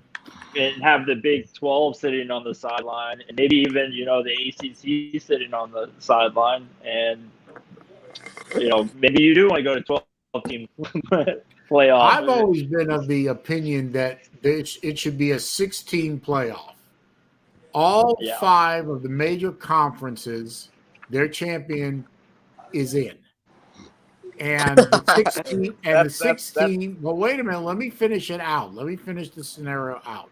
All 5 conference, Pac-12, whatever, the conferences. All 5 get their champion is in. The 6th one is the winner of the group of 5. The best record of the group of 5. Okay, Raj, dang. 1 and 2 get buys. 3 plays 6, 4 and 5 play. Then they reseed, and then 1 plays 4, 2 plays 3. There's your championship game right there. Wow. I think that's a little bit more workable than a 12-team playoff. But I agree. Every time I bring that up, some of the more quote unquote knowledgeable in here just shoot at me. So you won't go to 6. No. It'll go to 8. Yeah, they'll probably go to 8. But I like the 6 because it makes the conference championships mean something, which I like that. Also then you're going to fight. You're going to fight over which conference is more valuable than the other, and thus who gets the bye. And you can make that argument. The bye is who's ranked 1, who's ranked 2. Well, it just goes by rank. You can make that argument go away by just going to 8. Well, here's what I think. Then going to 8 will bring up other arguments. I know they're not. There's no perfect scenario. I'm sorry, Will. I know it's not going to happen, but I really wish they would stay at 4. I know it's not going to happen, but I really wish they would. I agree. I want them to stay at 4 as well. Or go back to the BCS. I'd be fine with that as well. And I know Slim Shady, that's what he wants. Yeah, I'm probably in the minority. I hate the playoff system. At this point, I honestly think, minus a couple of seasons, the BCS was a better system. When the playoffs started, I immediately began, even though they didn't win it right away, I immediately began calling it the Alabama Invitational, and that's what it has been. Well, that's funny what Lou said. He said except for 2019. He said none of this changes the fact that Texas is the 3rd worst team in the SEC. Well, at least Florida's better than Texas. Yay. Awesome. Terrific. The only teams worse than Texas got to be Vanderbilt and South Carolina. I mean, at this point, Tennessee might as well beat Texas. Maybe. Well, I don't know what Florida Texas fans have 4-1 right now, other than beating Florida State. We have nothing to look forward to. Okay, Texas would not lose. But here's the problem with losing to Kentucky, Saleen. You lose to Kentucky, you were thinking the same thing. Were we gonna look forward to a Kentucky game? You know what I mean? That's why we ended up losing. We just come in shitty. We have no preparation. We come in just lackadaisical, just pretending that Kentucky would just roll over. Kentucky, in their mind, has this huge rivalry against Florida. Huge rivalry. That you go to Lexington. I grew up in Lexington. It's blood, hating Florida. It's just nonstop, 24/7, 365. It's Louisville first, but then Florida and the SEC. The team they hate. Okay. Well, not even their border rival. Maybe we can look forward to beating LSU if we can sneak up on them. Well, and Kobe said this earlier in the live stream chat. He said Kentucky better start losing. I don't really think it matters if Kentucky starts losing or not. All I care is if they lose to Georgia, they're going to be out because Georgia's going to win out. So I don't think it matters that much, Colby. I'm just saying. This year, it's so always been Georgia's to lose. You know, so this is Georgia's year anyway. to knock Georgia off the pedestal is the only thing for us fans to look forward to. That would be the only thing that could potentially salvage any kind of woohoo of the season. The season's over for Florida. I'm not taking blue. The season is over for Florida. Yeah. I still look forward Miserable. to beating Florida State. Yeah, absolutely. We've gone 730 days since we've beat the dog crap out of them. So I'd love to do that. I always look forward to beating Florida State. Same reason that Lou always looks forward to beating South Carolina. You grow up in this state.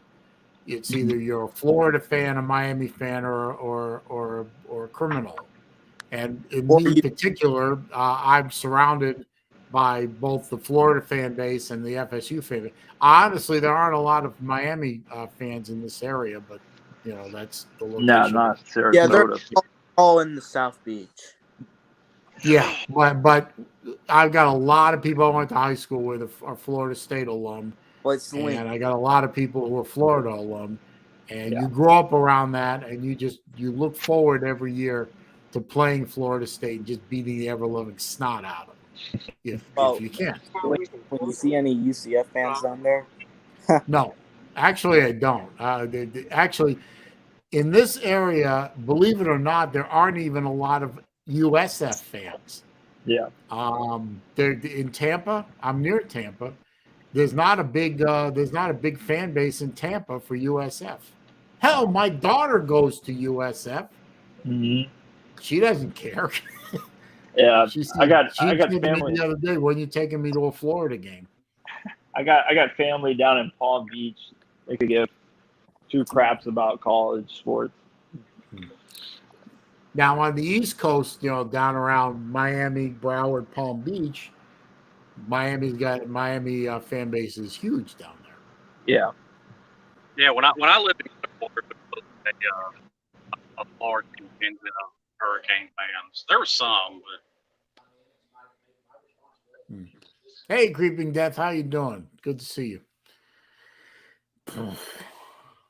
But I maybe we can salvage some of this if we could if we could turn around and beat LSU, that would be a nice little achievement for the program. If they could roll into Baton Rouge and beat them, they look beatable. I mean, all it's possible. About LSU is that everybody should be running the 3-2-6 against LSU because they can't run the ball. So, and I have a bet with Mike Vick over the Missouri game, so I'm hoping we beat Missouri. What annoys me is I know really and truly Miami still control their own destiny in the ACC, but I know they're going to fuck it up. just beat Florida State. That's all I care. I am there's one day a year where I'm a Miami fan, and that's the day Miami and Florida State play. I've said that before. Just said I thought Miami fan base was just lived on YouTube. No, that's not true. There's plenty of Miami out there. Yeah, I mean, now most of them are not like what's that guy? What's that guy's name? Talking about that big dummy? Yeah, you big dummy. I wish I had that. I wish I could play sound bites. I'd love to play that. Why can't you? Because I'm not set up for it. Oh, I don't have OBS or any of those sound mixes. I'm not fancy. None of that. Hang on. What's up, Raj? Yeah, Raj, you beautiful motherfuckers. I figured I'd come down here for a second and see what the fuck y'all had going on. Saleen's only semi-professional. He's not fully professional. Semi-professional. Battle Angel is what? Can I explain the difference between this weekend and next weekend? I'm not sure what. This weekend is coming sooner than next weekend. That's the difference. Oh, okay. Well, this weekend I'm doing a game stream for the Vandy game, and Next weekend, my car is a feature at a car show, so I'm missing the LSU game. You know, Georgia and Alabama are great teams, but That show's going to be on Anna Maria. That's always a great show. But I don't know if you can call them great teams. You know why? Who? Georgia and Alabama. You know why you can't call them great teams? No, why? It's because who they played. You know, I've sitting here and listened to this stream since I came home, and I've been up with my kids. I came down here and cut my lights on. I figured I'd take a few minutes. Slim, I respect you wholeheartedly, brother. I've met you several times, and I agree with everything you say. You the man. Gators on, I love you, buddy. I've talked to you several times. Hey, man, how's that young boy doing? I know you had a kid a while back, man. Yeah, he's Turn doing on your great, camera, man. Battle. All right, He's good deal, doing man. I great. know you talked about it on there, yeah. All right. And I know I kind of got a little bit triggered earlier, but you know I'm not this type of person that gets on here and what about this and what about this. And look, it's week to fucking week. It is what it is. You can have a handful of teams shit the fucking bed a week, 2 weeks in a row, and it throws everything off. And everybody wants to get in here and talk about this, talk about what if this team. You know what? Fuck it. Root for your goddamn team. Who gives a fuck about what everybody else is doing? It's just something to talk about, Jesse. I know, and but and you don't love me no more? No, if you see that right there, that's what I care about more than anything. I don't give a fuck about Oregon. I don't give a fuck about any goddamn Ohio State, Penn State. I could give a fuck less. You know what I'm What's saying? that battle? It would be funny. Hi, how's it going? I don't What's know. up, buddy? Hey, lady. Hi. So I guess I need validation, Saleen. If I were to tell you, hey, look, I'm coming down this weekend, what would you assume? That you were going to be here in like 2 days. Okay, thank you. Where did that come from? Me? It's just been a topic of discussion today with me. So, because I had somebody tell me that they were confused about me saying, "Oh, well, yes, next weekend, next weekend, the kids want to come next weekend." And I was informed.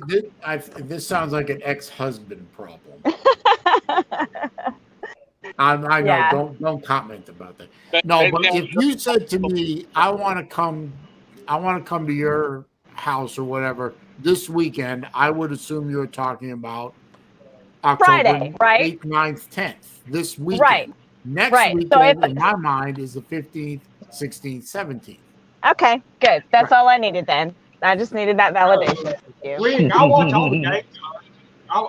Rick, I got 5 TVs down here, buddy. I watch all the fucking games. I don't miss any football. Tiger, I see I you just in the don't give a background. fuck We'll about get you in. anybody Don't worry about else but my team. Hey, go ahead and let him on, please. I'm fixing to go here in the office and turn in my paperwork. This reminds me of that one time. All right.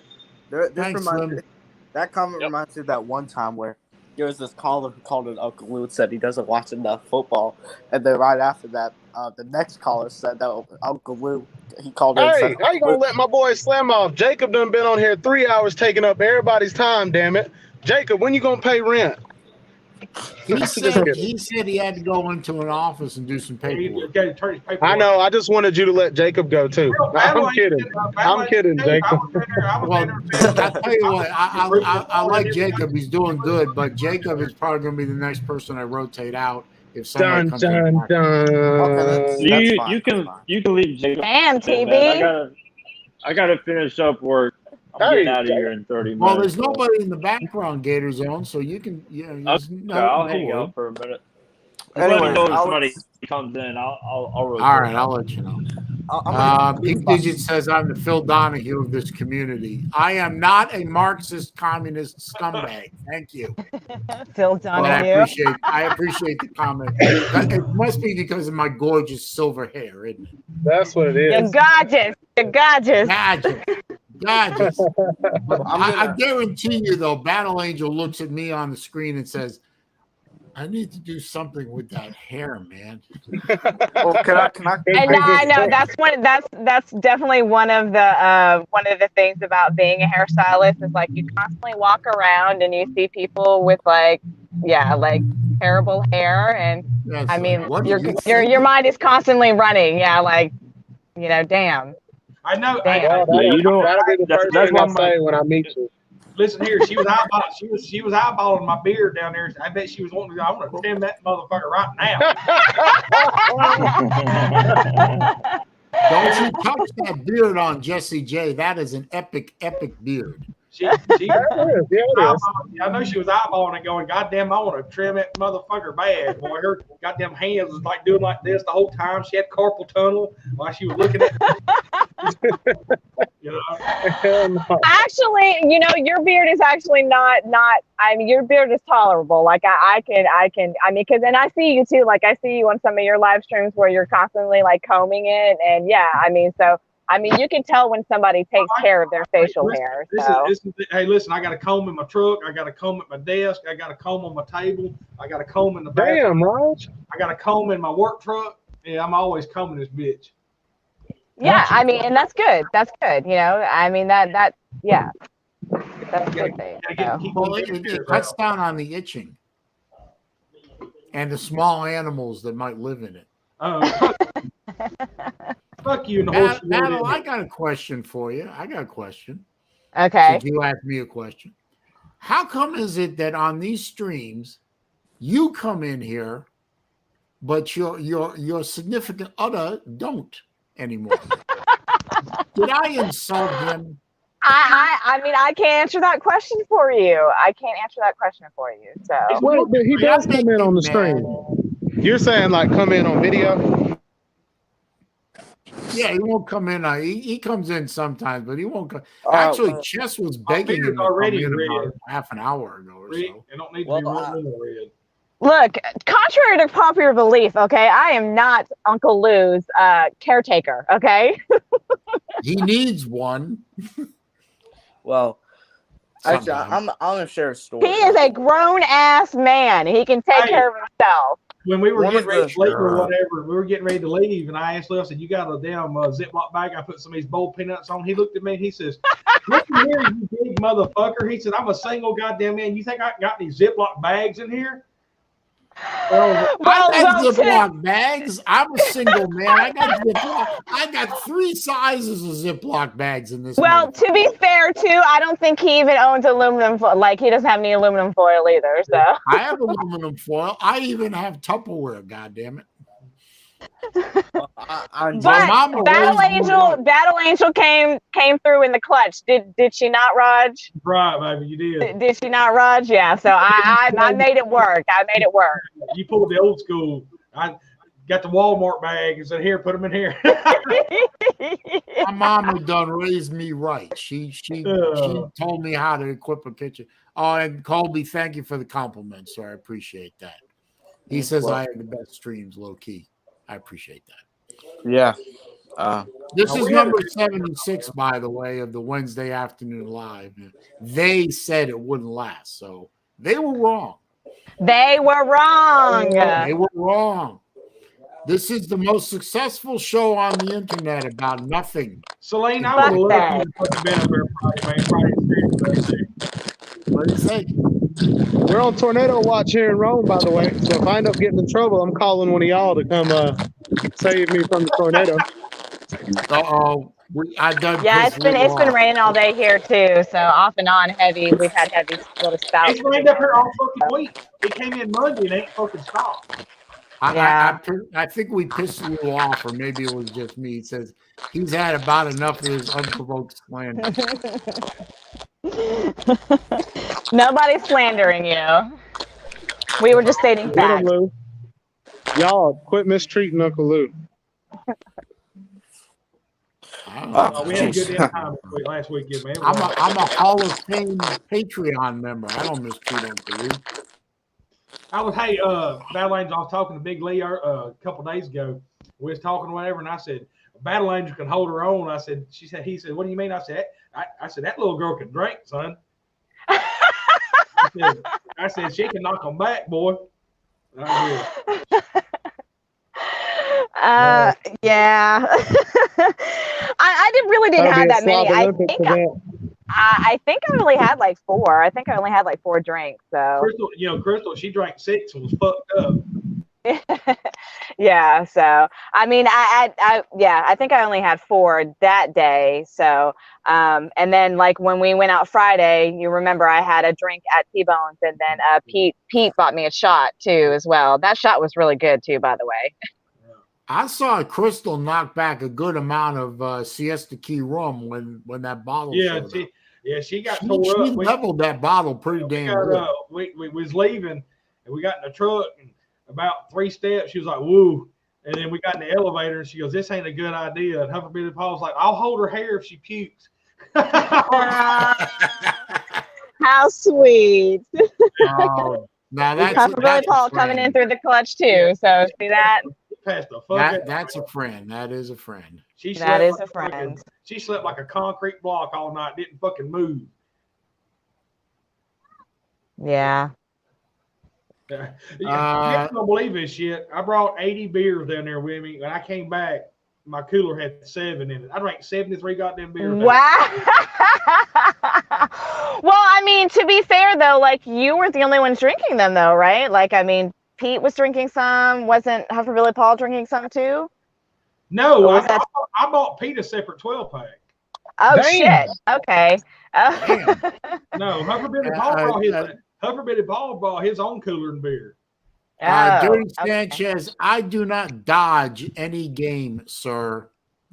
That is unmitigated, unnecessary slander. We had to go Saturday morning to pick the cookie cake up for Pete. Shut up. And Huckleberry Paul bought his beer while he was in public. Now, hey, I know Lou doesn't like, or he likes, pie more than cake. Did he end up eating some of the cookie cake? He did. He did. Yeah. It was very, very good. So, good, because I put poison in the shit. No, I'm kidding. That's so what's if I sent Uncle Lou a sweet potato pie, would he eat it? Only if it's from that I company don't know about sweet potato pie. Only if I'm going to send him a sweet potato pie from that fuck-up place in North Carolina. Only you would waste $100 just to piss off Lou. That ain't $100. Now look, I didn't hear a lot of that. For a pie. Celine, I need you to I guess the question you have to ask though, Celine, is would it be worth the headache and the money you would spend to send him that pie? No. Oh, there you go then. He said no. Well, I need to hear the story about SaleenDriver. I would have to think about this for a second. $100 for pie. There might be one example, but no. Only time I've heard of $100 for pie is when it's late at night and Edward's on a scooter. So but that might be the wrong kind of pie. So yeah, that's the wrong kind of pie. Oh, I forgot Jacob's on here. Sorry, Jacob. Pizza woman don't want me to bring that up, so never mind. Yeah, I don't want to get you triggered again, Celine. So we won't bring it up. No, I'm fine. I got some therapy. I'm over that whole thing now. Yeah. I went and saw somebody, Good. I'm glad. Oh, so you got your piece of ass then, didn't you? Whoa! Jacob is I on didn't here. say that, but no. Jacob is like, he literally had his hands in the pie. Yeah, exactly. Oh he my.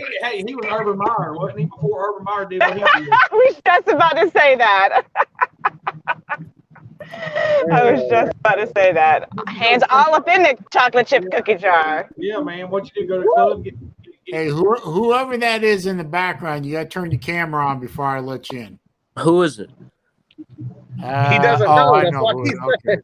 Is that Sal or something?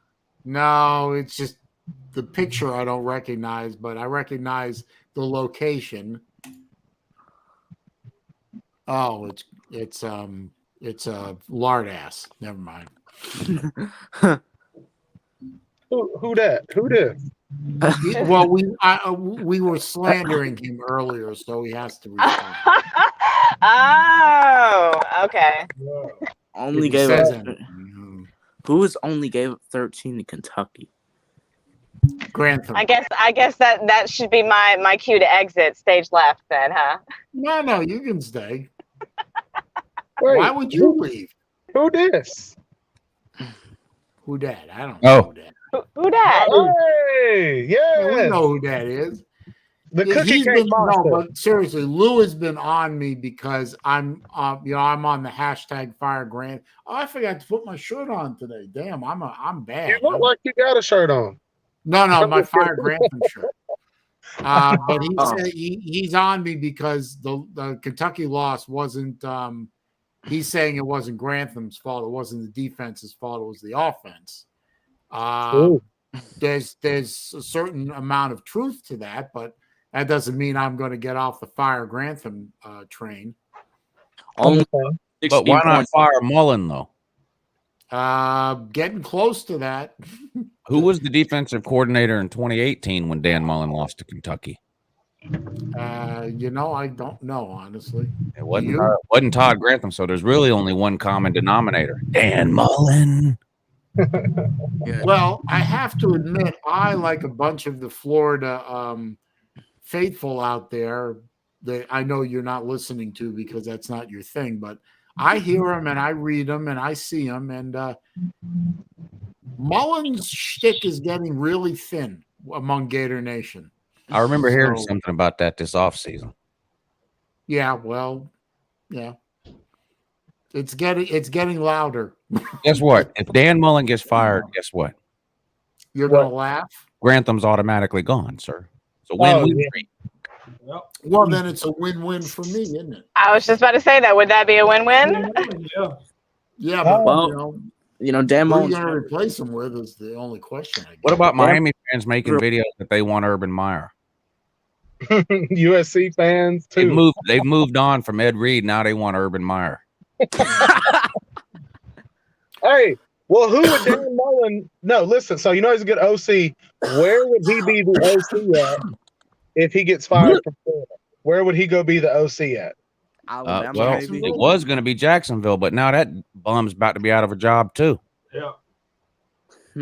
Damn, I didn't think about that. Hey, Gator Zone, thank you for stopping by, man. I appreciate it. I know you had to drop out for work, but I appreciate it. Like I said in the comments earlier, Miami's going to hire Urban Meyer to be the best two in the pink one, the stink hand model ever. Wouldn't it be something if Dan Mullen Down in Miami? What if Dan Mullen became the offensive coordinator for Georgia after Jacob, don't get beat up. Did you fucking fall and hit your goddamn head this morning or something? Nate done hit him with a hockey puck. Kirby Smart wouldn't touch him. Kirby Smart wouldn't fuck him with your dick. I was just kidding. Oh my god! I think that's Wait a minute. Time out. Hang on a second, Jesse. I was just joking. Even Lou has said in the past that Dan Mullen is really good as an OC. He's not a head coach, but he's a really good OC. Now, y'all have been clowning me for years about, why don't we bring back Moose up as our defensive coordinator instead of as a head coach? Well, turn that around. Why not pick up Dan Mullen as your OC and let him develop quarterbacks? Hell no. Well, because he's the head coach of Florida would be the main reason. Well, what if we fired him or he quit or something? No, I mean, I really don't think any Georgia coach would hire a Florida head coach. I just don't think that would happen. I know. We hired a Georgia. Alabama takes all these coaches. They wouldn't take in Gus Malzahn. Because he's I know you're right, Lou, but I was just saying, it's like the same thing that. Georgia has Will Muschamp now, but they didn't take him straight from Florida. I don't think they would take a head coach straight from Florida. No, I don't think they would either. Yeah, well, I was just messing around. I wasn't. But it's an interesting question, sir. Goddamn Saban will fucking grab his ass up and put him on the fucking sidelines for a year and pay him $30,000. Dan Mullen wouldn't be the offensive coordinator at Georgia. That at least not straight from Florida. No, we'd have to have you'd have to have a grieving period or something. And I'm not convinced he's some amazing offensive guru either. If Dan Mullen were to become an offensive coordinator tomorrow, Would he be a top 10 offensive coordinator or play caller in college football? I'm not sure. He gets a lot of undeserved credit for Tim Tebow. But what else has he done? Dak Prescott? I mean, Kirby Smart's got more quarterbacks in the NFL than Dan Mullen does. I mean, this is getting a little ridiculous here. Well, he picked Felipe Franks over Kyle Trask, but that just raises him to a 5-star offensive coordinator. He didn't pick Felipe Franks 2 years in a row over Kyle Trask, did he? Oh, Yes, yeah, he did. did. That just raises him even far. Never mind. Well, you know, in Mullen's defense, the only thing I can say in Mullen's defense is Mullen has never driven off a I was waving quarterback. that car. I was waving because he let me in. He's never driven a quarterback completely out of the program. So You sure? Well, Franks just quit. What about Cam Newton? Fields left. What about Cam You Newton? know who Matt Corral is? Best quarterback in football? Wait a minute. What team did he play on? He was He's Ole committed. Miss quarterback. He's Ole Miss. Yeah, he plays for Ole Miss. He was committed to Florida, and Dan didn't want him. Yeah. Oh, okay.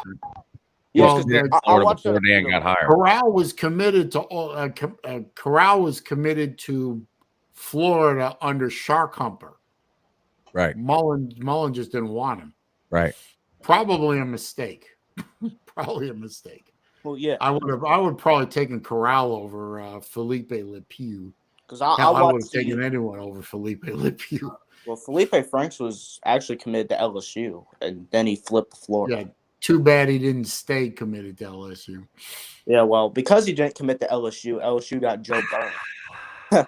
Yeah, I know that little scenario keeps me up. Just saying that wouldn't have happened if Felipe Franks committed to LSU. None of that matters now because you have Simone Biles. Where'd Tiger Baskins go? If I had to guess, he's probably ordering food. Yeah, he does eat pretty good, doesn't he? He does eat pretty good. He's definitely not on the way here. That I know. Yeah, I know. He's on the way down there. Definitely not coming here. I really hope.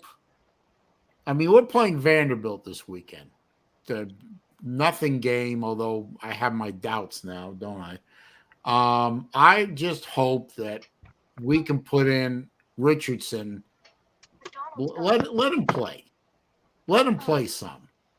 Because it's a team that supposedly we should be able to handle. Of course, we were supposed to handle Kentucky. We didn't. But The same reason Dan Mullen won't play Anthony Richardson is why Coach Smart wouldn't play Justin Fields, because then Anthony Richardson would play better than Emory Jones, and people would expect him to start. Couldn't have said that any better myself.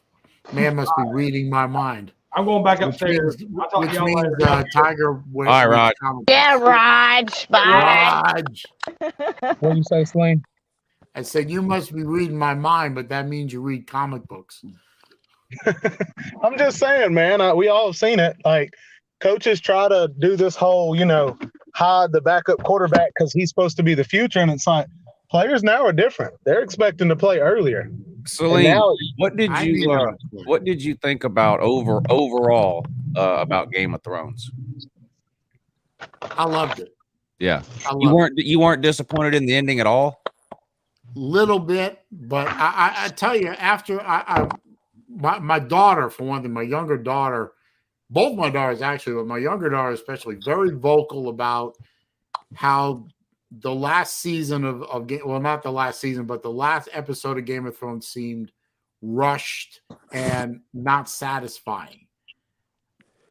I see some of the argument. It seemed a little rushed to me to get it done, but I wasn't disappointed with the ending. I mean, I wished for a couple of things to happen that didn't, but I wasn't overall disappointed with You were it. okay with the choice for King? It surprised just me. seemed weird to me. It surprised me because you know what I thought all along? I thought that Jon Snow. I thought that the dwarf was going to That end would have up on- been good. That would have been good. Yeah. That I would've really thought they were kind of grooming him for that, but he ends Yeah. up being the hand of what they call Brandon the Broken. been, Bron or whatever his name was. Ron Yeah. the Broken. I think like And was all it he the did last for 3 season? seasons was sit around and stare off into space. I didn't think he Right. was a worthy character. Yeah, it seemed strange. And wasn't I haven't seen. I watched Game of Thrones was the last TV show I watched weekly as it aired. I can't stand to do that anymore. So now I wait on things and binge watch them. Same. I hear you. Yeah. So it's been a long time since I saw the Game of Thrones. But wasn't the last season only like 6 episodes or something too? Yes, it was. Season 4 was season 7 was like 7 episodes, and then season 8 was 6. Yeah. So how long did it take you to binge it, Saleen? I didn't binge, like I sat there and just watched, but it took me about a week and a half. Oh Yeah.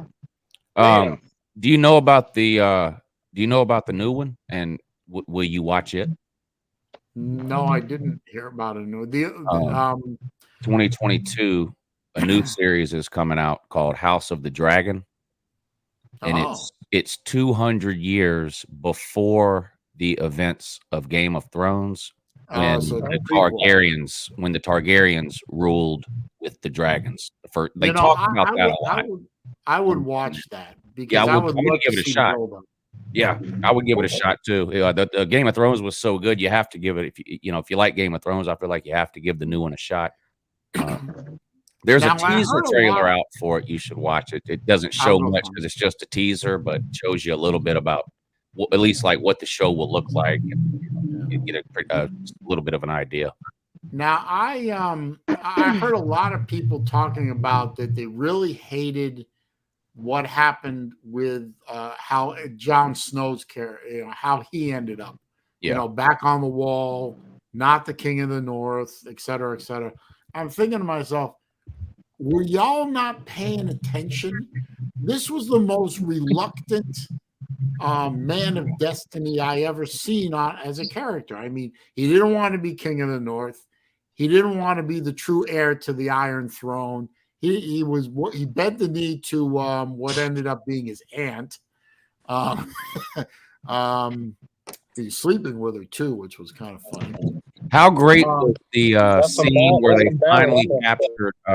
How great was the scene where they finally captured Cersei? Is that her name? That evil bitch of a woman, Cersei. Yeah, and forced her to walk through the streets with the shame. Oh, that was a payoff there. That was like 4 seasons coming, and I was like, finally, this bitch is getting what she deserves. Yeah, but then she love a turns show around about and blows incest. the Citadel up. Ballard. I heard that in that scene, I mean, she's walking through the streets naked. I heard that it was not. Who told me this? I think it was one of my kids actually. That it wasn't her body; it was her face projected onto somebody else's body. Oh, I don't know about that. I don't know about that. Titties are titties to me. Yeah, pretty much. They all taste the same. Oh my god! I know you on here. I don't think your titties taste the same. Chad. Oh my god! Never seen one I didn't like. Yeah, there must be 57 tits up there. But I don't know how big a science fiction fan anyone in here is, but if you remember a TV show from the 90s called Babylon 5. Yeah. Yes. I never literally for me, that was my favorite sci-fi show series of all time. And I'm a big Trek fan, big Star Wars fan. I love sci-fi. For me, Babylon 5 was the pinnacle. They're going to do a reboot of Babylon 5. I think it's going to start on the CW in a year, about a year. And the original writer, Straczynski, is going to be involved in the show and writing the show. And I'm thinking to myself, in this day and age, rebooting shows, they always redo characters, they rewrite scenarios, they do all these things to make it fit into 2021 and all the crap that entails. And I'm thinking to myself, this is one time where I don't want to see a reboot. Just leave the show alone.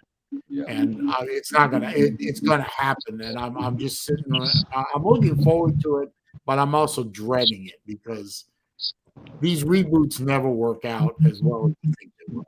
Right. The only exception I have to that is Battlestar Galactica.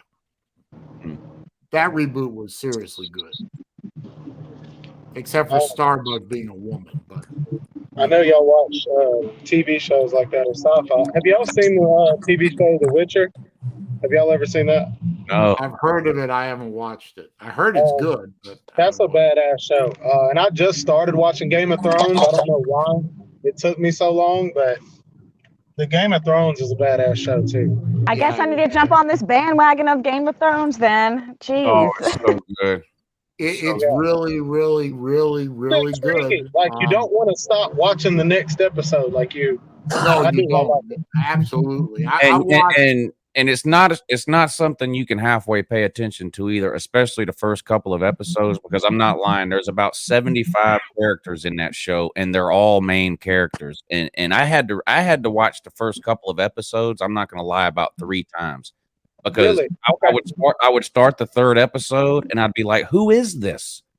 And I'd have to go back and rewatch episode 1 to figure out who the hell that was. There's a lot of characters in that show. And the thing about Game of Thrones, Lou is easily distracted.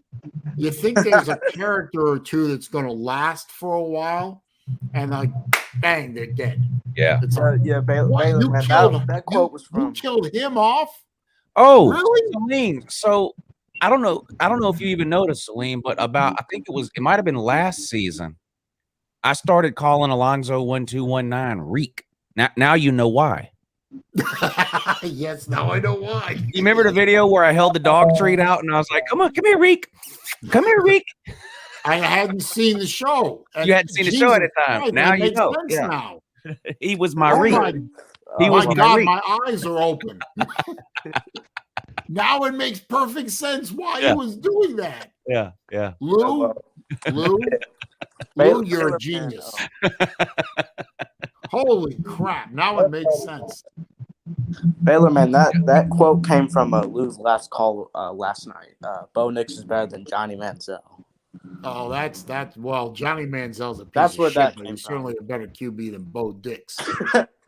Yeah, because Lou's last call, this guy's talking about Bo Nix. His last statement was that Bo Nix is a better quarterback than Johnny Manziel. Bo Nix can only complete a pass when he's running for his life, though, so he could have a good game Saturday. Exactly. Now, the next show I'm going to start binge watching is Yellowstone. Is that good? I've been hearing that. Me too, and I haven't watched that yet either. And a bunch of people have told me I should watch it, but I don't know where to find that at.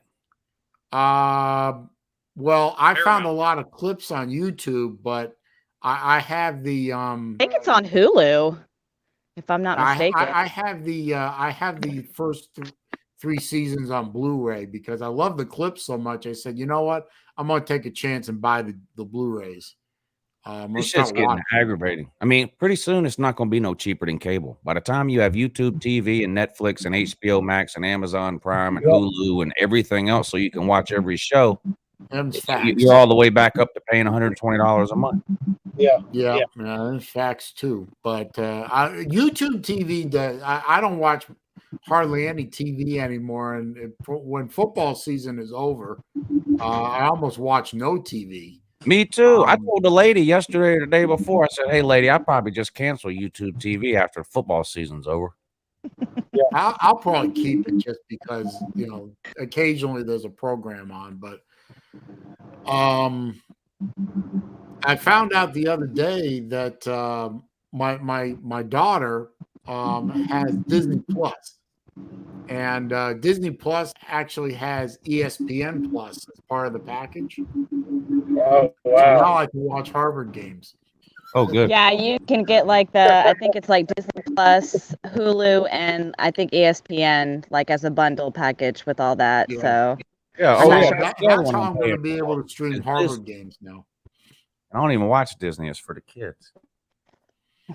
Well, Disney Plus has like all the Star Wars stuff on it. Yeah. And my did you cancel your Epic subscription there, Lou? I don't remember. I need to check that.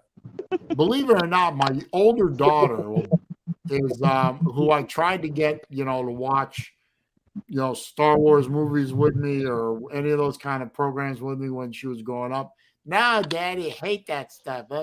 Biggest Star Wars nerd you will ever meet. She actually did that lightsaber building thing at Disney World. I paid $200 to go build a lightsaber. She did. She's probably going to those cosplay conventions and shit too soon. She's probably met Edward. Oh, She's Edward. she's been cosplaying for like 15 years. Maybe she'll dress up like Princess Leia. Maybe, and then he can whisk her away on his And you can scooter. post a picture. No. I already warned her about him. I warned her about him. She says she'll beat him up. You do not want to screw around with my daughter. She is a 5'2" tower of power. I'm telling you. I know. Dynamite comes in small packages. Remember that. It's them little ones with Napoleon complex. That's right. I'm 5'2", so I know.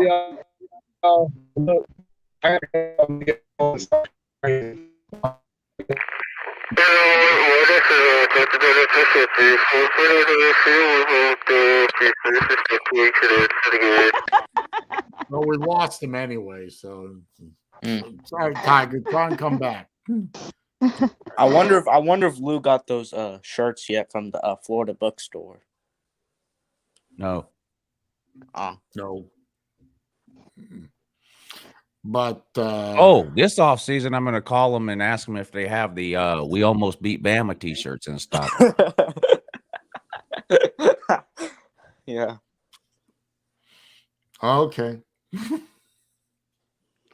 You do you, sir.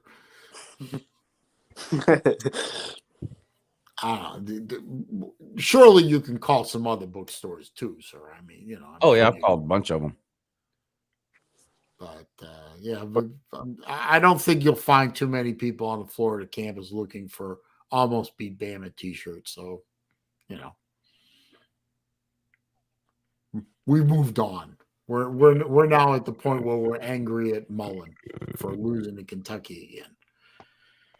Unbelievable to me. I mean, you got to go all the way back to the Reagan presidency to find a coach that lost to Kentucky, and this coach has lost to him twice.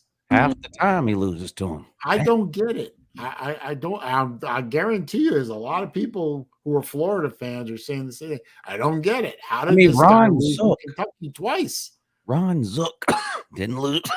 Ron Zook didn't lose. Yeah, I brought that. I brought that up to a genius on Gator Nation the other day. I said, "Hey, Charlie Pell didn't lose to Kentucky. Galen Hall didn't lose to Kentucky. Ron Zook didn't lose to fucking Kentucky. Moose Dump. Even Moose Dump didn't lose to Kentucky.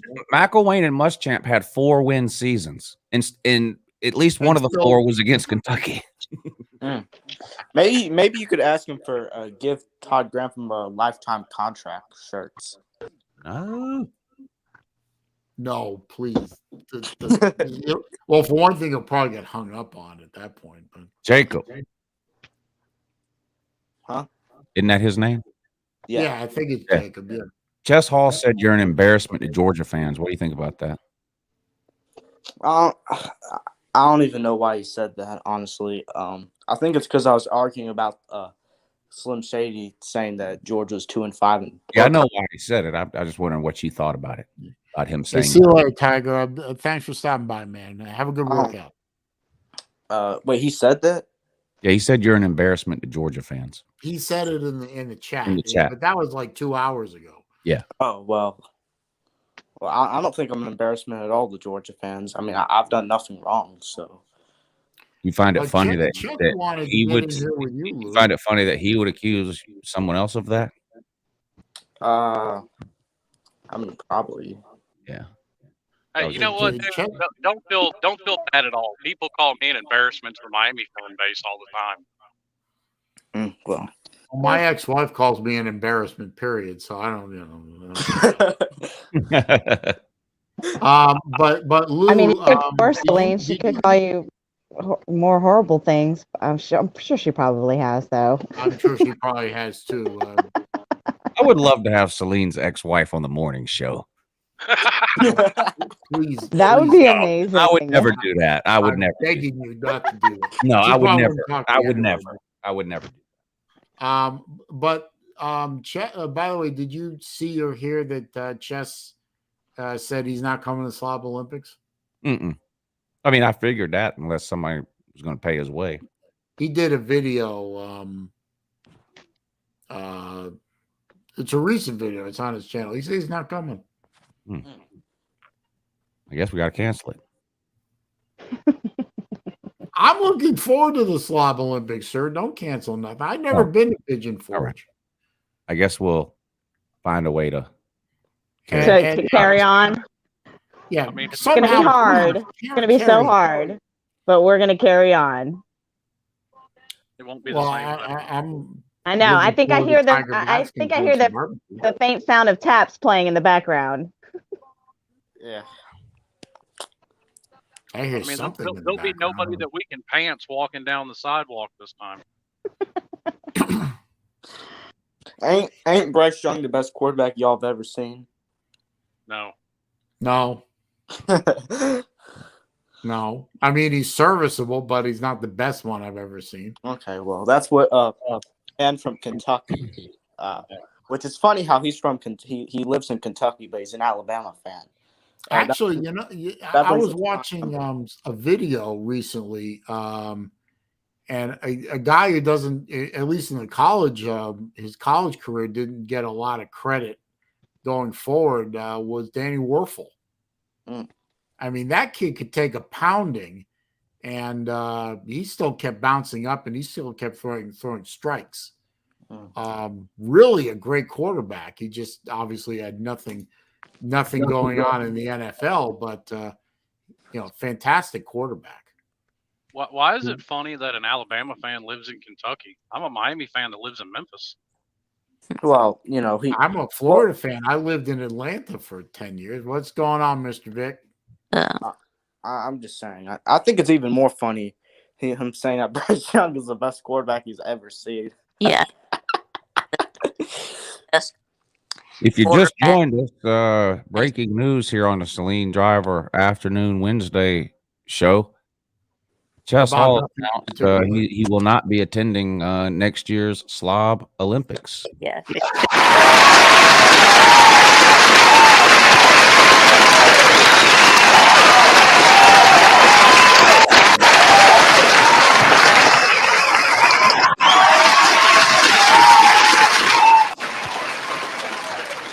However, the champ is here. Really, when did he say that? He did a video recently. I saw on his channel where he said he's done with being abused by Lou, and he's not going to the Slob Olympics. Yeah, okay, because I remember I think he had mentioned that before. No, what he said before was the Slob Olympics were this weekend, and I would not be going. So now he must be this year's Sleeta. Okay. And by the way, the champ is here, so we have the champ and the most valuable slob once again on my stream, which I am honored. If he's the next Salida, he is definitely not sharing a room with me. I can guarantee you that right now. What? Why would you? I share my room with nobody. I'm sorry. Y'all have bad habits. Why? Why is he not sharing a room with me? No. I said, why would you share a room with Chess? Well, because didn't Salida share a room with BBD and Chess? Yeah. No, he did. He didn't go. Yeah, he did. Yeah, he came.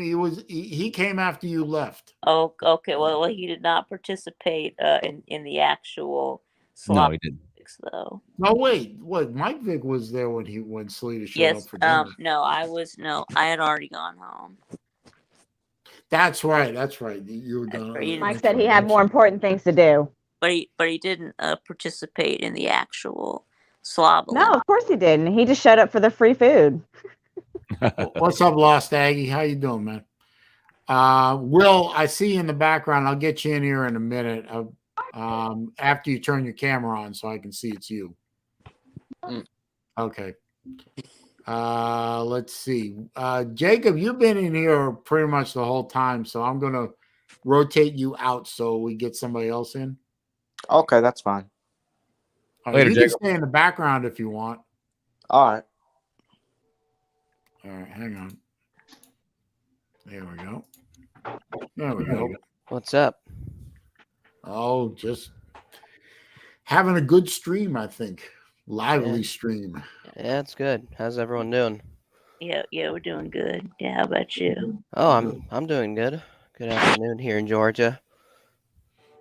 And heard it's raining up there, and Tiger No, it's Baskin beautiful. said- It's beautiful Tiger where I Baskin am. said he was under a tornado watch. Wait, Lou, is it raining in Augusta right now? Yeah, it's been raining here all day. It's rain. Yeah, it's raining here too. It was raining earlier where I'm living. all day. I mean, It doesn't rain on me though. It rains around me. yeah, I know that that it's 5 o'clock, but it looks like, but all day it's been looking like it's 7 o'clock. Yeah, like 90 Lou, degrees and sunny here in Sarasota. Yes. yeah, Florida. like Lou, I live like north of you, so that's why I'm probably getting the rain and not you. Can't It tell. was raining and But I making just when I said woke it is up. raining. It was, I know, but you said it's around you. Yes, it never rains on me. It rains around me. There you Well, go. it's raining. It's raining out. It's raining outside. Haven't you Rain heard is sugar better. melt? So it doesn't Rain moves better. rain on him because It rains Sugar around melt. me. Yeah. Is So, it raining? Rain doesn't is it rain on raining, man? so your Rain water Man. repellent. Indeed. So Lou, Auburn. How are we going to see an appearance in one of the two Friday videos of Bob the Barner? He's already made an appearance. Yeah, though. he was in. Yeah, he was in a He's video. in today's video though. You released it right on top of my video. I didn't get a chance to watch it yet. Yeah. It's cute. It's queued up. When I get off the stream, the first thing I'm going to do is go watch that like I'm supposed to. Like If you don't care about hearing me talk about putting Stetson Bennett in a rubber room until the middle of November, then you can just fast forward to the last minute and a half of the video. No. I'm interested. I'm interested in that. And on the farm, he had a duck. E-I-E-I-O. The quack quack here and a quack quack there. Here a quack, there a quack, everywhere a quack, quack. Quack, quack. Bob Barner was looking pretty spiffy in his overalls and those Farmer shirts. at a farm. E-I-E-I-O. So I have a question for the panel and for the chat if you want to chime in on that. What do you think the over-under is on the Florida hype and hate video lasting 45 minutes? Oh, that would be a long one. Yeah. Well, I thought you did like Most Well, of you them are hate 30 to Florida. 40 minutes long, though. Andy. So I mean, I think I started out the Vandy video saying this isn't going to be the normal 30-minute hype and hate video, and then it was 33 minutes long. Right. That's why I'm Once I saying. start, I just can't stop. It's like a snowball rolling downhill. To be honest, my Joe videos aren't too Sports long says either. over. you know So- what? I know what you mean because I had no intention for that Alabama video to be almost 10 minutes. I think my longest ever video is like 20 minutes. yeah. So Slims, how come you haven't made any videos since that Alabama video, or have you? No, I haven't. I just Okay. haven't. I just don't make a bunch of. There's like 4 or 5 people that said something about me making a video for it all off season, so I just finally did it. I think you should do one for Florida State. I think I should do one for Florida State. I do too. Hey, Yeah. I did an Alabama Tennessee video one time, and I'm a I Georgia might fan. actually be good at hype and hate type videos if I can get worked up enough. Watch I do have a CNN question for an for you, hour. Saleen. Watch CNN for an hour, then make the Florida State video. No. Wow. Or I could watch PMS DNC for 10 Yeah, minutes. or that. Watch that for an hour or whatever, and then hit record and go. I could probably do that. I do have a question for you, Saleen. Sure, what's up? So that hashtag Fire Grantham shirt, do you wear that out in public? Yes, I have actually. Yeah. What do people say? Well, the ones who are Florida fans are literally, I have not had a negative comment about it from Florida people who know who Todd Grantham is. A few people I've had to explain who Todd Grantham is, and then they'll just, oh yeah, okay, I can see that. And I think one person just kind of shook the head at me and, didn't. Yeah, whatever. You're probably getting mixed emotions from that. yeah, I know. No, the Florida fan base seems to be pretty locked in behind the idea of getting rid of him. So a lot of people agree with me that they should have gotten rid of him last year after either the LSU debacle or the Oklahoma debacle. But we didn't we? No, you want to see a fan base running around like a bunch of chickens with their heads cut off? Go watch some videos from the Miami fan base. These people are getting ridiculous. I'm still, in the back of my mind right now, I'm still thinking to myself, damn, that thing that Lou did starting to call Alonzo weak makes perfect fucking sense now. And it's like, he's been doing it for 2 years and now it makes sense. This has got me fucked up. I'm telling you. Got me screwed up, man. The dog bone, the whole thing, it all makes sense now. Good dog. The only thing you didn't do that would tie it all together is do a video of you flailing something or something. Yeah, I mean, think about it. Reek was a human being who was owned by another man. That man castrated him and taught him to act like a dog. That's Alonzo to me. I wonder if did Alonzo ever get rid of that chair or get another chair? I don't know. I don't watch him that much anymore. I don't know if he still has it or not. I do. I go in there just to piss him off, and yes, he still has it. I remember that was like a big thing for a week. Lou kept saying, you kept saying, I got to get rid of this chair. I got to get another chair. I got to get a new chair. See, he's one of the ones that says I'm an embarrassment to the Miami fan base. According to him, I'm really a Georgia fan, and I'm on Uncle Lou's payroll. And your check's late, by the way. On Gator Nation on Facebook, I am either a Florida State fan, a Miami fan, a Georgia fan. I don't know anything about college football. That's pretty much universal. I'm the biggest troll on there. All that stuff. And the funny part was they put up a post on Gator Nation like they do every month, and they put up the top 10 people, the top 10 participants for the previous month, a number of posts and all that. I was number 5, and they sent me congratulatory messages.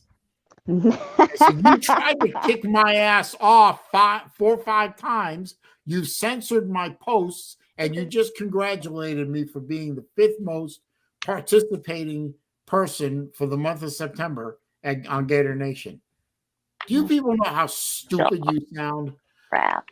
Well, I mean, that's no different than him running around saying the only reason I go on any Miami show and tell them how dumb they are for wanting to hire Ed Reed is because I'm really a Georgia fan that's getting paid by Uncle Lou to come in there and troll them.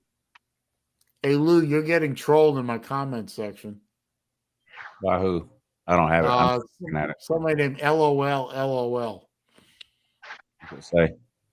It says, how's that AM pick going, Lou? I assume that's A and M, but they Which just one? typed it AM. And he also said, and how that 15-0 pick for Georgia going? It's going good. Great. It's going Yeah, great. the 15-0 pick is still on track. I mean, And I didn't yeah. go 15-0. I only predict the regular season. So, but I did predict Georgia to go 12-0. Yeah, I did. Yeah, you did. Yeah. Actually, Lou's pick for Florida is looking a little bit more right, and I'm looking a little bit more wrong. Yeah, depends on what we do against LSU, I guess. What did I have Florida at? 8-4? You had them at 8-4, but you had them losing to Missouri, Georgia, Alabama, LSU, Missouri. Yeah. I think they're going to beat Missouri, but they lost to Kentucky. So yeah, I think they could beat LSU too. But well, don't they have to play there? Well, that doesn't matter. Auburn beat them there. Y'all might can beat LSU. Y'all might go 9-3. We'll see. We'll see. Oh, by the way, real quick before we go on another topic, please, guys, don't forget to hit that thumbs up button for me. I just need that thumbs up. So give them to me. Help me out. You know, I had I don't know if y'all were watching Ballard stream, but we had trenches on there. We weren't watching Ballard stream. Okay, but we got into a bit of watching Ballard stream. Yeah. We got into a debate over Georgia Auburn and saying like Ballard was like, "Oh, it's going to be a close game," and then Trenches, Jacob, and I are like, "No, it's not. It's not going to be a close game between Georgia and Auburn." No, it's not. Yeah, it's definitely not. When you're scrolling through your YouTube subscription feed and you see a Ballard live stream and it says 3 viewers, and when you click on it, it's 3 people in the StreamYard. Huh. You know, Jacob Watson says my 15-0 pick is going great. LOL, LOL. Did you watch football this season? His chat usually says 0 people. He doesn't get a lot of viewers there because he doesn't make videos. Yeah, but Ballard only really does live streams. He really doesn't make very many videos. I'm trying to count how many videos I have. I mean, I only people started who just do live streams aren't interested in growing their channel. Oh no, I'm making videos like a lot. I'm trying to make a lot of videos. I'm up near 500 videos. I'm almost at 50 subscribers. I know multiple videos a week. So, well, you know, I watched a video earlier. I put up a for sale video. I didn't like any of those watches though, and I like the G-Shocks. I just didn't like any of those. You didn't like the Oceanus? Was that the white one? No, that's the blue one. I liked the white one, but the one that I have is already white. So, but yeah, that was the massive commemorative one. Yeah, it had the American flag on the back end of the thing. Yeah, that was my favorite one. But I wouldn't, if I only have one G-Shock and it's already white, I wouldn't want my second one to be white. I figured you would have liked the blue one. And that blue one is right pretty, but you're almost at. I just got to move it out. Lou, you're almost at 43,000 subscribers on your main channel. Yeah, I think I'll probably get there by this weekend. Yeah, you're gaining a lot. Football season is when you really gotta, you gotta strike when the iron is hot. When you have a college football channel, that's August through January. That's I actually picked up quite a few subscribers when I did that live stream of the Florida Tennessee game. Salita subscribed to my channel. Salita subscribed to my channel now. Who? Salita, Sports Live in the ATL. Yeah, I know who he is. I just yeah, he was already subscribed to my channel, but yeah, he's subscribed to me. Well, practically everyone here is subscribed to me except for I don't think this LOL guy is, but yeah, I'm subscribed to you. What? Live stream with someone you're not subscribed to. Oh, and I recently subscribed to you, Vic. Oh, thank you. No problem. I'm subscribed to Mr. Vic. VicTube Productions, yeah, I subscribe. VicTube Productions. That's okay. Y'all weird to me is that the first ever game live stream that Saleen ever did was a Harvard game that no one cares about. Yeah. But somehow he had more viewers on that than Chess Hall gets on his Georgia live stream. Oh my god, that was weird to me. That's crazy. Well, what can I say?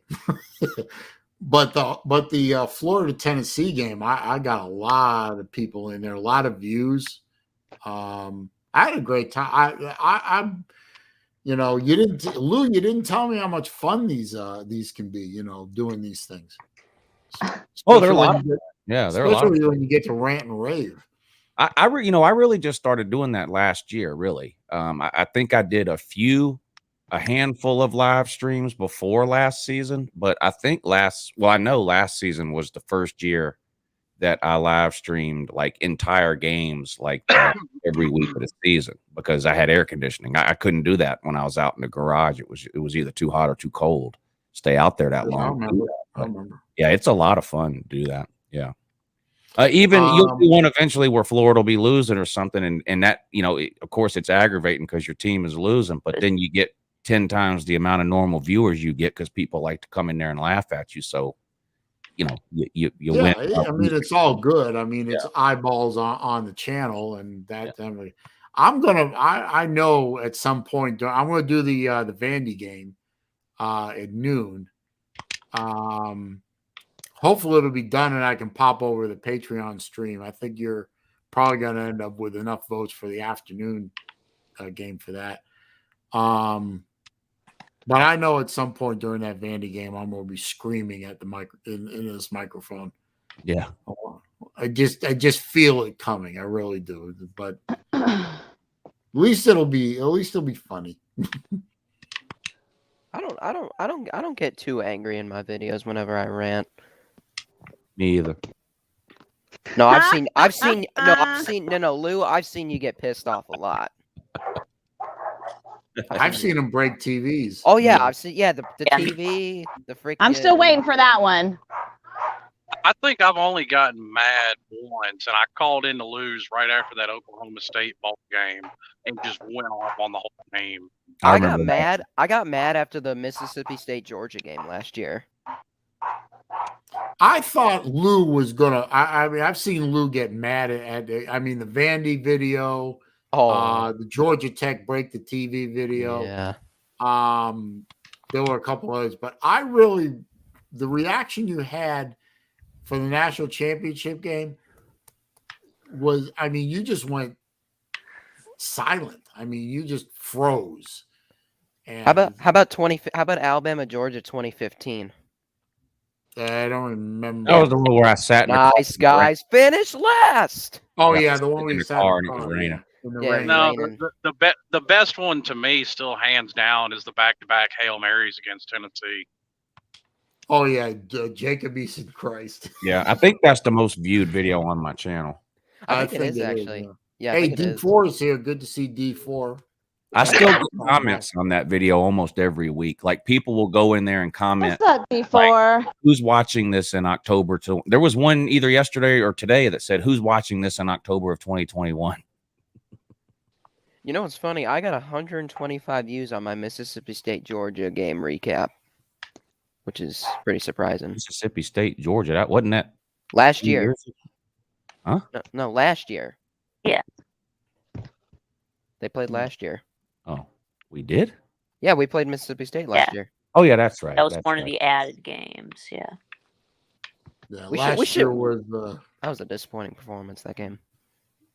Yeah, Lost Aggie was in both my Ivy League streams. Once I figured out the little technical stupidity that was totally my fault. Once I figured that out, everything went nice and smooth. Creeping Death wants to know BVD updates. Other than the video I did yesterday, where it looks like he has an infection that is spread into his liver. I saw a post by Kayla on Facebook today where they're going to have to operate on him because he's got a fluid buildup around his heart, and they're going to have to drain that. So it looks like he's going under the knife for what I think this would be the fourth or fifth time in this year. Geez, that can't be good.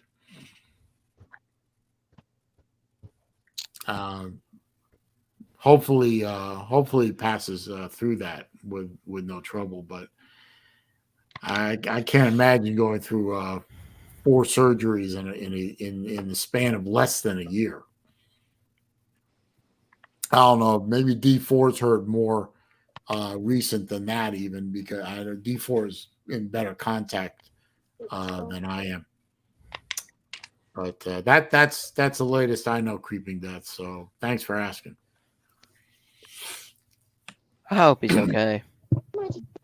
Well, so do I. I miss the big lug. I mean, Don't you you? know, Yeah. need him on the community. I miss him. Yeah. Guess I'll just have to buy another charger. I hear a kidlet. Yeah, sorry, that's mine. Ah, that's all right. I got 2 of them. Not really kids anymore, but you know, they'll always be kids to me. Mine is. They're Mine old turned these 5 your yesterday. babies. Oh, I love it when they were that age. They don't talk back. Bad Dog, you know what I'm going to start doing? I might start it soon. My plan was to wait until the off season. I'm going to start doing videos like that again on the morning show channel. Non-football videos, like the coffee talk videos where I talk about stuff that pisses me off in the news or whatever the case. I'm going to start posting stuff like that on the morning show channel. Jacob, Saleen. I'm sorry that LOL guy is irritating you, but he hasn't done anything yet that I can say I got to time him out. But Sure, yeah, he hasn't Yeah, really. and I'm not a moderator. Worst thing you can do is let him know he's irritating you. You done messed up now. Right, yeah, now he's going to be on you like white on rice. I mean, right, you know, but he hasn't. He wants you to get irritated. So you know what I haven't done in a while. 2 things I haven't done in a while is I wanted to do one of them last night, but I just all of a sudden it just got tired and I just said the hell with it. I haven't called in a call-in show. I needed to do that. I haven't done. I haven't done a forever. morning show in a while, which really irritates people when I come on the morning show. So I gotta work out a time. I gotta work out a time with you, Lou, to come on the morning show. Yeah, Lou, I haven't called in. Lou, I haven't called into your show since like November of last year. That's unacceptable. Me? Yes. Well, I'm just busy. Yeah, you seem pretty busy. I'm in high school, man. Yeah. Oh, yeah. Wow. And here's the thing: I'm not the youngest here. You know who's younger than me? Jacob Watson. Mm. But How old is Jacob anyway? He's in 8th grade. That's still unacceptable because I play the role of a responsible adult and still manage to call into the show.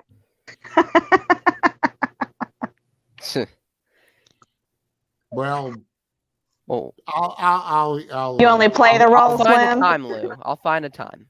I'll do an email, Lou, and go through the normal channel and do it proper and see. Well, I mean, you can text me.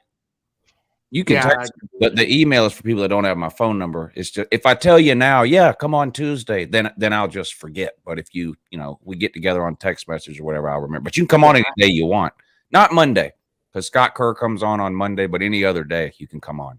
Hey, I'll be honest. And not Thursdays. What happens we got Vic.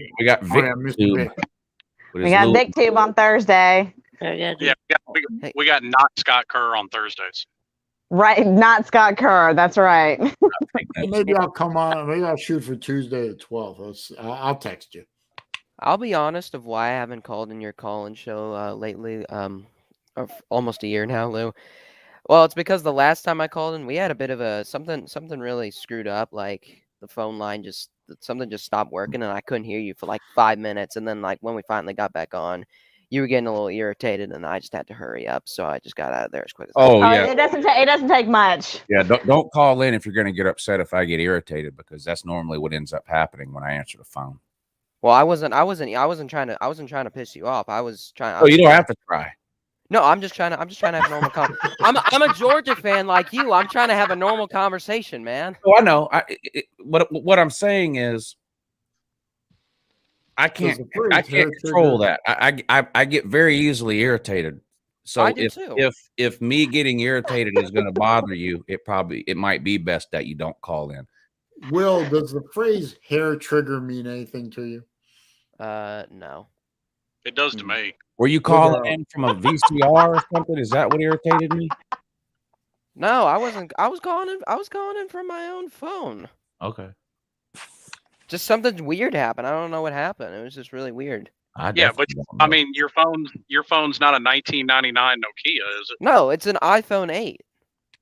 Oh, don't tell him that. Jesus, here we go.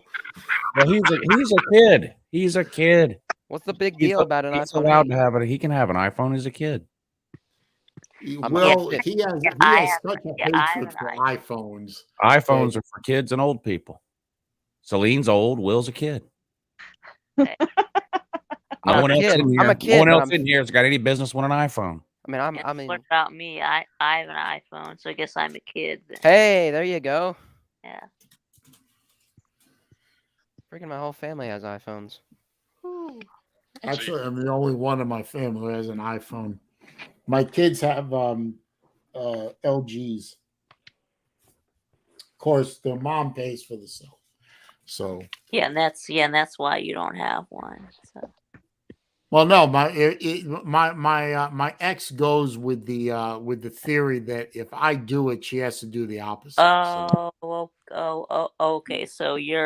So she didn't get a phone because you got one. Okay. Yeah, I have an iPhone. So what you're saying, Saleen, is that she purposely goes and like does things to irritate you? No. Well, yeah, she probably does, but she can't irritate me anymore. So whatever. Shocking. Shocking. That's alarming. Horrible. So we're gonna go from baby daddy drama to baby mama drama, really? No. It was just a question. No. So whatever you do, she has to not do. Okay. Well, look at it this way. I'll give you another example. She and I were married and together a total of almost 13 years, right? Right. Okay. I owned Fords. What's the first car she buys once she's divorced and she decides to get rid of our Explorer, Chevy. which was a great SUV? Tahoe. No, Pontiac. Okay. Well, Not only well, buys a GM product, but Pontiac she buys a still GM exists. product that's orphaned. Are Pontiacs Here's still a- make Pontiacs? No. No. They don't. Pontiac's long gone. Here's a thought, Saleen. If she does the exact opposite of what you do, then tell her you're not jumping off a cliff. Yeah. I wish I thought you of would that. you wouldn't wish any harm on her now, would you? No. Hey. Actually, I didn't wish any harm on her to that extent because my kids needed a mother, if for no other reason than to somebody to teach them how to take care of their hair. Hey, Saleen, is Jacob still in the back room? Yeah. Okay, I'm gonna let him back in. I'll head on out. Okay. There's no hurry. Look, but if you gotta it's go, you not gotta demasculating for a dad to know how to like fix a girl's See y'all hair. later. Just go. so Now, you that was know. like about a 30-second delay before she said something. I used to do No, my I know daughter's it's hair not- I know for it's not a deep- I know ballet it's not. 3 days a week. Practice, not the competitions, but she had to wear her hair in a bun for practice to ballet or whatever. I don't even know if it's called practice. Is ballet practice called practice or something else? I don't know. I don't know either. It's called Rehearsal. Rehearsal or whatever, and she had it 3 days a week, and I would have to put her hair in a bun to do it. Now I had some kind of gadget that basically it didn't do it for you, but it was like this donut looking thing. You know what I'm talking about, lady? Oh yeah. Yes, I know what you're talking about. Yeah. Actually, I've seen that advertised on TV. Yeah, it's like this donut looking thing, and you pull their hair through it, and then you take a bunch of bobby pins and tuck the hair around. Anyway, I got pretty good at it after a while. Good enough for practice, but whenever she had an actual recital or a competition or something, someone We'll have to put that to the test. We'll have to put that to the test. Yeah, I want to see a video of this. This Lolo You need guy, to I make a don't. video of this. This Lolo guy is getting a little bit on my nerves. I mean, Okay, I'm well, if he no does expert. something worth timing him out, I'll time him out. But he hasn't done anything worth timing him out. It's a trash talk channel, kind of. No, block him. He hasn't done Block him, sir. Trash talk. Block him. You won't can see his block comments. him. Trash Yeah, talk. he can block him. Slim, I bet you're pretty good at doing your daughter's hair, huh? You can block a user where you don't see their comments. Yes, you can. Can't. I mean, I can put up Oh, a come messy on. bun stuff. Come on, Vic. Every once in a while, I That's engage the style these days. So yeah, that's not hard to do, definitely. I mean, I put her hair in a bun, a ponytail. I mean, simple stuff. Well, I didn't. I didn't. Did you use the really Flowbee? I didn't get the opportunity to play with my daughter's hair very much, so I never learned to do anything anything with their hair other than, just, hey, Dad, buy the right products and leave us alone. Well, I mean, a lot of times I'll be the only one watching my daughter, and she's running around like the 5-year-old lunatic that she is. So I'm trying to keep her hair out of everything. well, Jeff, did that incident, Jeff Webster, did that incident occur at knife point? Oh my God. What? Well, it was for a good cause, breast cancer awareness. So I guess I can. Well, I mean, and yes, Jeff, I get irritated all the time. Yeah. Especially if posters asking me about if I get irritated. Okay, all I've caught is breast cancer awareness and knife point. What am I missing? What? You have to read Jacob said he had an ISU cheerleader braid his ponytail and put a pink ribbon in it for Breast Cancer Awareness Month. Oh, okay. Well, I guess this was last year, within the recent past. So, okay. Well, Why? I'm not too keen on long hair on dudes. I'm just gonna throw that out there. So I guess just as a hairstylist, it triggers me. Like it braid my hair and get in the van. Well, does he have free candy in the van?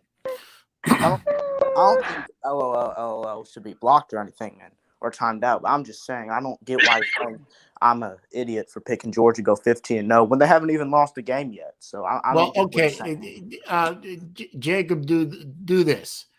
If you look at a post from LOL, find the line where he's posted, and look at the 3 dots that are at the far right. If you put your mouse pointer over, you see 3 dots. Anybody in the offseason, Georgia, Bama, Clemson, Ohio State, or Oklahoma to go undefeated is not an idiot.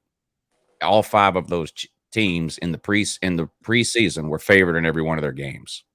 Yeah, I'll probably overreact to it a little bit. I'm just saying I don't get how I'm an idiot for that.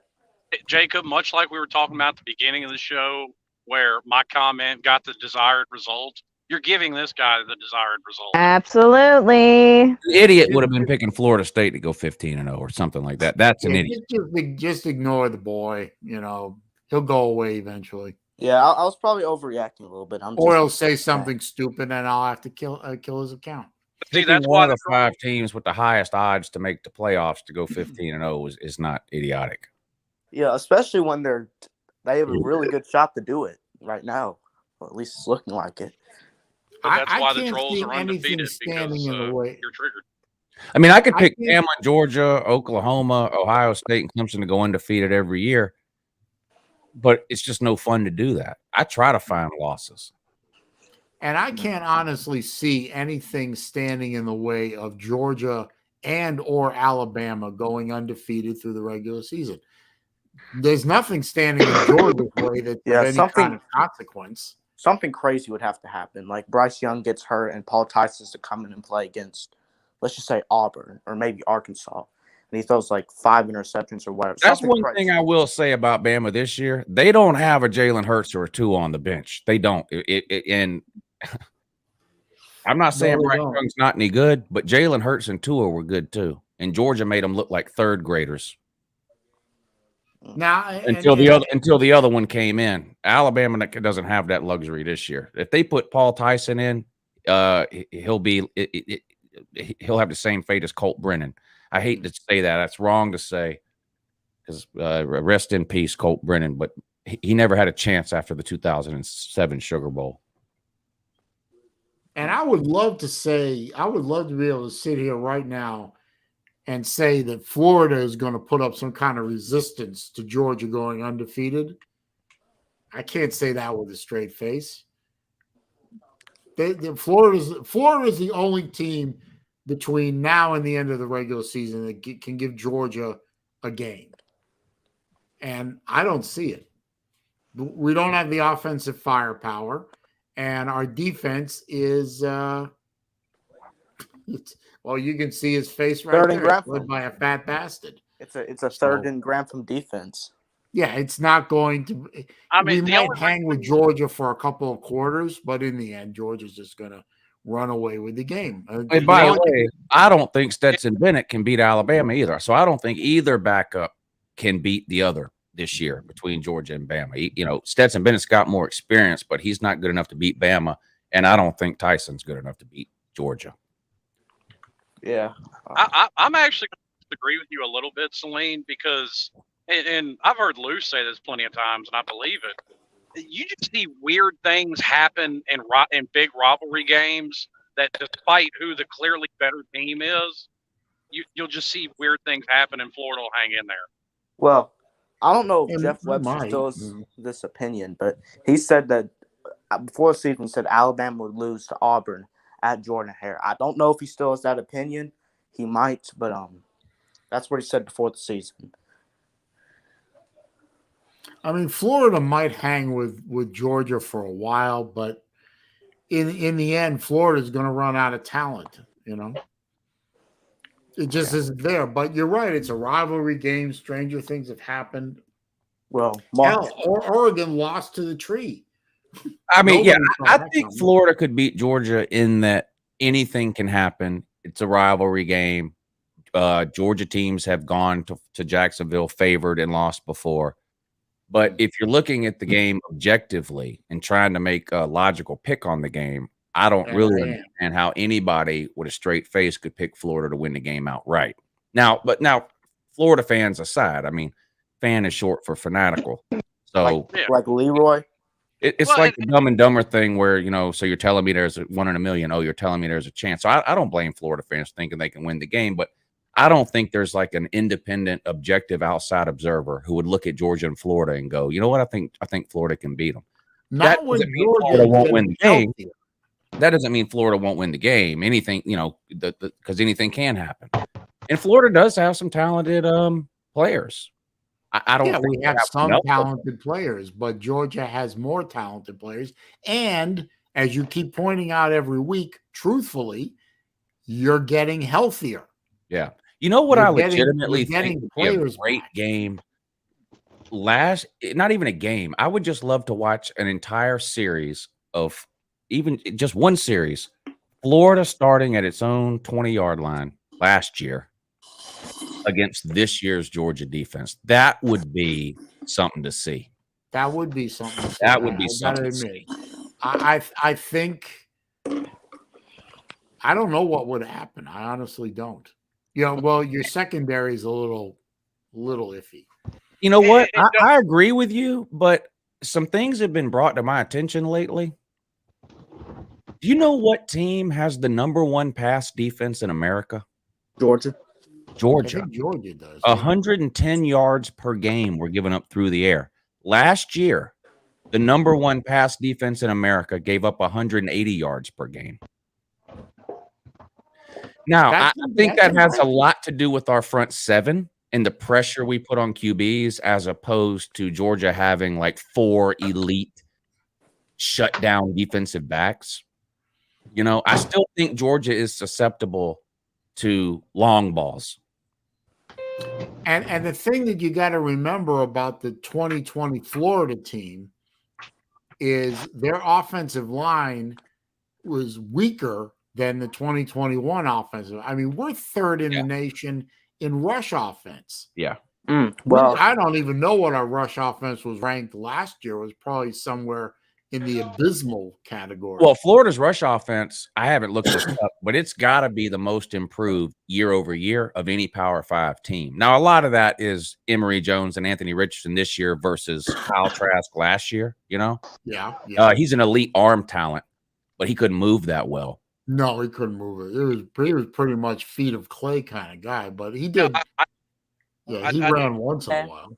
I do think you have a point there, though, Lou, about your front seven getting so much pressure that it makes your secondary look better. I think that was Miami's case in like 17 and 18. They were getting so much pressure and so much of a pass rush with their front seven that quarterbacks were getting rattled, throwing bad passes, and it made it easier on the secondary to get all those turnovers that they did. Yeah. Well, I'm going to answer Jeff Webster's question. I think the 2019 LSU offense would win that.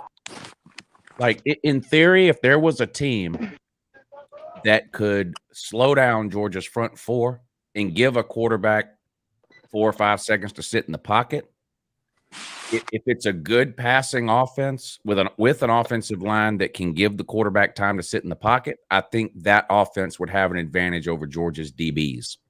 But I don't know if that offense exists this year in college football. I don't know if there's a team with a good enough offensive line to protect the QB in the pocket against Georgia for 4 to 5 seconds and with talented enough quarterbacks and wide receivers to take advantage of that. I don't know if that combination exists. I'd like to think that Florida's offensive line could probably protect the quarterback against the Georgia line. Here's the problem. Let's say Florida does have an offensive line that can slow down Georgia's pass rush. Who are you throwing to? Well, yeah, see, that's the thing. I like Florida's offensive line is better than it has been. Alabama's got some decent receivers, but not as good as last year. But I don't think, at least right now, Alabama's offensive line isn't playing great. I mean, they're playing good. They're not playing we great. showed that. Right. I mean, Florida that dominated both lines of scrimmage in that game. Now, maybe they'll get a little bit better as the year goes along, and Mechie is really, really good for Bama. But they don't have the receiving core that they had last year, So I don't know. We'll see. It's going to be an interesting chess match between Georgia's defense and Bama's offense when that game comes around. I'd probably run a 4-2-5 that game if I was Georgia. I mean, Alabama's offense looks really good, but it looked really good in 2017, and it looked really good in 2018. I mean, we were told in 2017 that was the greatest offense of all time. We were told the same thing in 2018, greatest offense of all time. And when it ran into Georgia, they couldn't do shit in the first half, and both their quarterbacks looked like third graders. And that could happen again. This defense is no joke. One of the big problems. It was fun, but I'm fixing to go cut some grass. I'll holler at y'all later. All right, Slim, you got to ride more? I got me a 0 turn, sir. I got an acre to cut. Slob confirmed, my man. Slob confirmed. Thanks for stopping by, Slim. I always appreciate it. Fuck exercise. Slim. Fuck exercise. Give me the 0 turn. Bye, lady. Bye. Take it easy, Slim. All right. I bet that thing got a Hemi. I bet that thing got a Hemi in it. Well, Uncle Lou, Jeff Webster. I like Slim Shady, man. I wish he could have come down. Well, there's a lot of people I wish could have come down this weekend, but yeah, it would have been fun to meet him. I could have come down. Yeah, I know that's a long up. Your come, no Celine, I know that's a way for you to come, but Uncle Lou could have come too. Yeah, what's up, buddy? Jeff Webster said, "Keep living, winning that 1/2."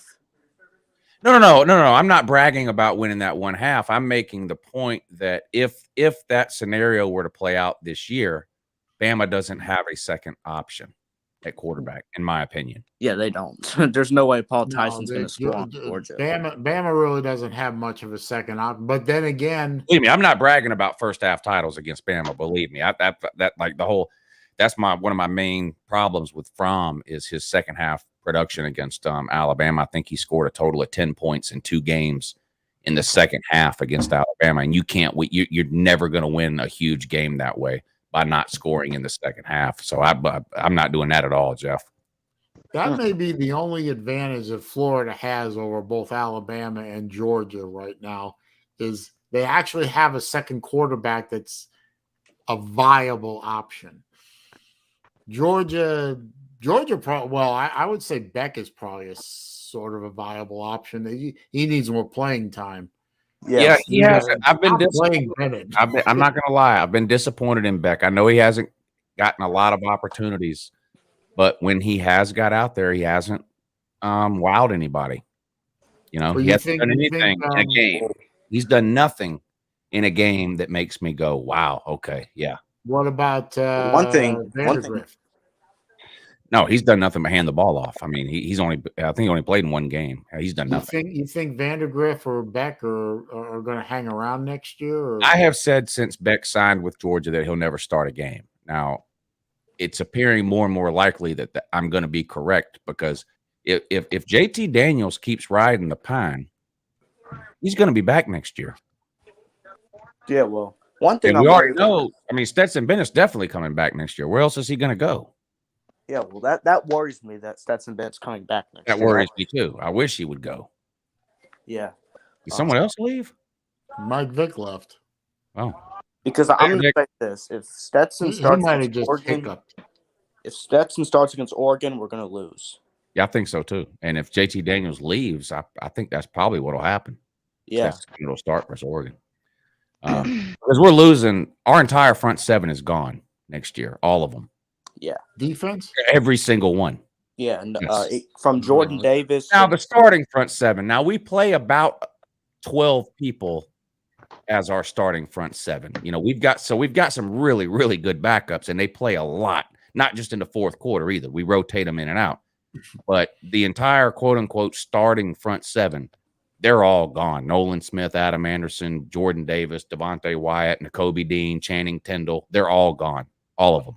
So in 2022, you're saying there's a chance. Yeah. Now, see, next year it'll be the next. Now, see, we get our entire secondary back next year. Yeah, that's so it'll be an opposite sort of thing. Next year, we'll have a veteran, experienced, elite secondary with young, talented, inexperienced front seven. And offensively, we get about half of our offensive line back, would be my guess, maybe a little more. George Pickens, I do not think will come back next year, even if he doesn't play a snap this year. He's just too talented. He'll be a first-round pick if he never plays another down for UGA. Some of the other wide receivers, they could go pro. They may come back. Running back wise, that's harder to figure out. We still got. We'll probably Zeus get might leave. and, Zeus might leave. He won't be a high draft pick, but he might leave just because he's had so many injuries. He might say, you know what, I've got to take my shot, and I can't risk another injury before I get paid.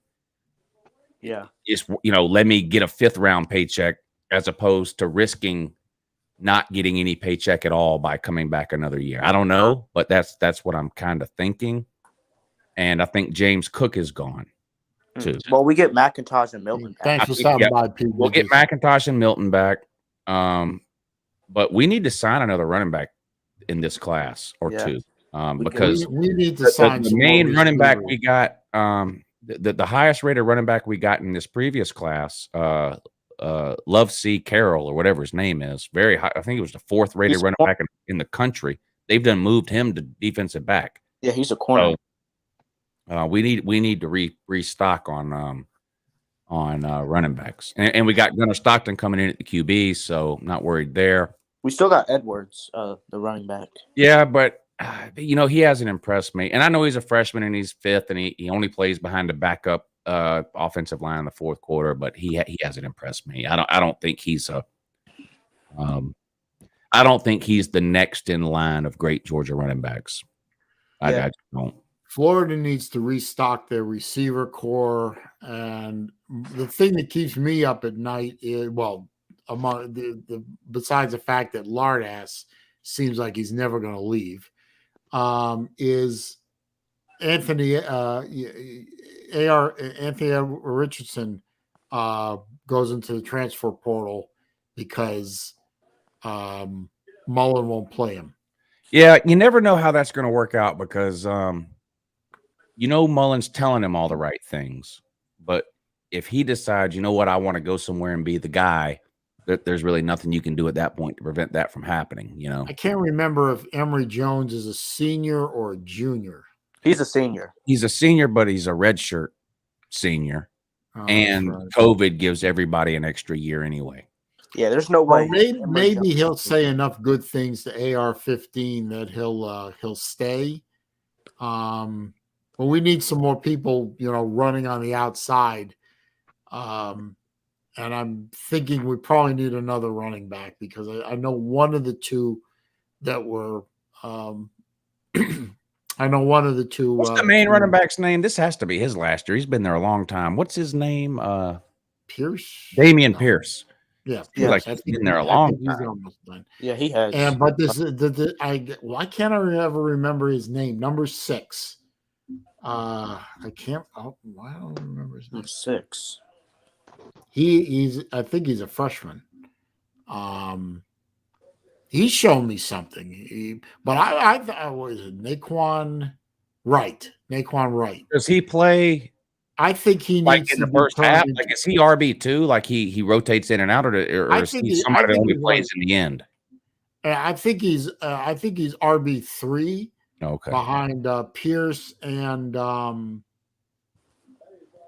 God, I'm so Well, bad with the name. he's a redshirt sophomore, isn't he? He needs to be turned into a Percy Harvin type of player. Okay. He's got I know one speed to thing. burn. I don't care what the final score ends up being of the Georgia-Florida game. If y'all hit a single fucking wheel route on us, I'm gonna lose my mind. Yeah, me Y'all ran that play over and over and over and over again last year, and there wasn't squad douche we could do about it. Yeah, but we had 4 burners on the outside. If Kirby hadn't spent an entire year trying to figure out how to stop the Florida wheel route, I'm going to lose my mind in that game. Yeah, well, but we had 4 burners on the outside. We don't have that anymore. That's true. Speaking of Georgia running backs, I'm really glad we got Branson Robinson. Oh, All right, fellas, I'm headed out. I gotta go to the grocery store. I've been holding off. I gotta go too. I'm going to beat some people out of their money. I gotta wrap it up here. I mean, I've been pouring on down here right 3 now. hours. My voice is almost gone. But I'm gonna wrap it up. I'm gonna say thank you to all you guys that have been in the StreamYard. But don't forget, I'm gonna game stream the Vanderbilt game, Florida Vandy. It'll be at noon, so I'll start up just a few minutes before noon on Saturday. Love it if y'all would show up, have a little fun with me, and then I'll be on the Patreon stream wherever that ends up being with Lou's channel. I think that's going to be at noon too. The Patreon. That looks like how the votes are headed. Really? Yeah, well, but that works out good for you, maybe, because maybe when I do a Patreon stream, that limits the number of people that are there. Maybe the other people can come watch you. No. Well, come on over and troll me if you want. All right. Yeah, I'm out. Thanks for having me on, Saleen. This was a lot of fun today. I always have fun when you guys are on. You appreciate it. All right. Yeah, In the comment section too, and I'll just leave you with these famous words. #talk talk. Oh, Jesus. See you, battle. Bye. All right. And Bryce Young is not the best quarterback ever, but thanks for stopping by, Jacob. I appreciate it. All right, see ya. All right, thanks a lot, man. And thank you to all the folks who were in the chat and came on here or didn't come on here. I love you. I appreciate you. I'm gonna shut her down. I am gonna, like I said, I'm doing the Florida Vandy game. Florida should win the game, but I'm sure Florida will give me plenty of opportunities to scream like a maniac in this microphone. And y'all want to be around to see that, so you can laugh at me and troll me in the chats in the comments. Now it's going to be a YouTube live stream, not a StreamYard, so it's just me, nobody else. But the chat will be live and kicking, I'm sure. So hope you all take the opportunity to stop by, give me a thumbs up, make a comment or two, hang around for the whole game. Be fun. So thank you all for stopping by. Thank you all for making episode 76 of Wednesday afternoon live with SaleenDriver. That's me. The show about nothing in particular. Love you guys, and go Gators. Screw you haters. And I'm out.